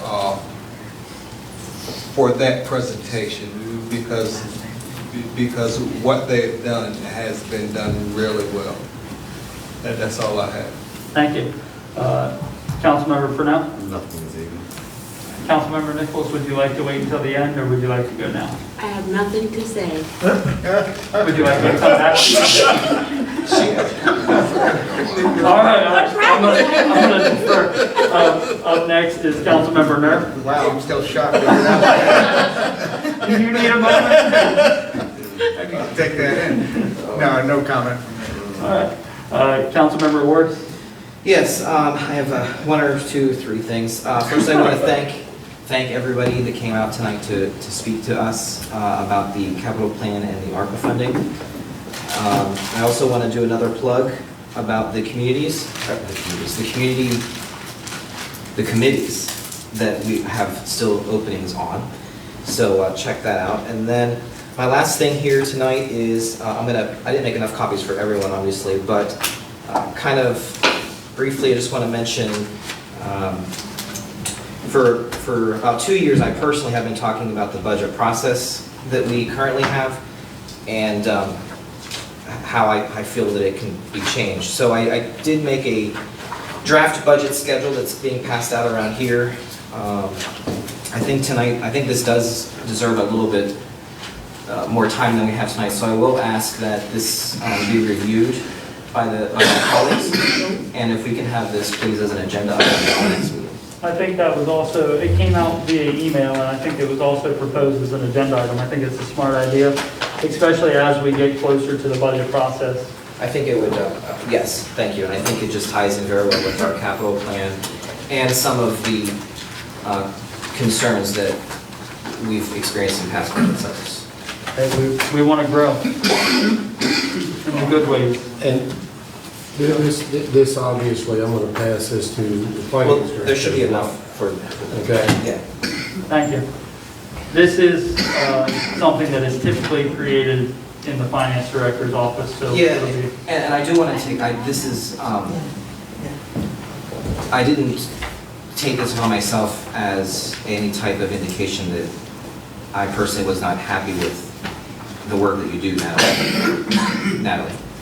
So I just want to make sure that you understand that it wasn't anything to you personally or your work. This is just my attempt to fix a flawed process that I'm presenting to the I group. was flawed in the past, I'm sorry. No, well, I think it'll be a good discussion. it's a good discussion. Good discussion, and we'll make sure that we add that. I don't know how it's going to look for November, but November, second meeting of November or the first meeting in December. Well, Before we get we into only have 2 January. left, so. And we got a lot of work to do. Just not that last meeting in December. Yeah. Well, I promised Councilmember Nichols it would be a long one. All right, any further comments? No, that's all. Thank you. Thank you for sharing that with us also. Up next is agenda item number 14. I want to remind everybody that Veterans Day is on the 11th, which is Thursday. Town Hall is closed. But in that same vein, we will be, you'll notice if you look at Town Hall, the profile is going to change slightly, and at many of our parks and the War Memorial, we're going to add the POW MIA flag to those buildings as well. And at 6:30 at the War Memorial, we will have Post 231 and Post 123, the local legions, raising the American flag, Maryland flag, and the POW flag. Is that AM? That is AM, 6:30 AM. I promise no long meetings before. And that's everything that I have for this evening. We'll move on to agenda item number 15, which is comments from the public. Marie, I just have a question. just, we know. Marie Dillon. Thank you. Who do I talk to about EDUs? Who's, what we have and what we, before we get to the expansion? What would you like to know? I want to know how many EDUs are left before we hit 80%. Okay. And let's share the presentation. We had one before, pass that along. Yep. And it shows, it was created by DBF, and it has the numbers and the projections for growth. So we'll make sure that you Does have it have the infill lots that are available now too? I mean, how many infill lots? And also, are these committed to any projects? I think it has some of the projects built out on it. If it's missing something, we'll get you that information, if we have it. Can I get this before Wednesday? We can give it to you, Tomorrow. yeah, it's late tonight, but by tomorrow. Thank you. Thank you, good question. Anybody else for comments from the public? All right, comments from the press? Councilmember Burrell? Move to adjourn. Second. All in favor? Thank you. This is a Ron Barlow. The second meeting in December. Councilmember, Town Administrator, I already called you. I would have been dead. I want it right now. Drive home.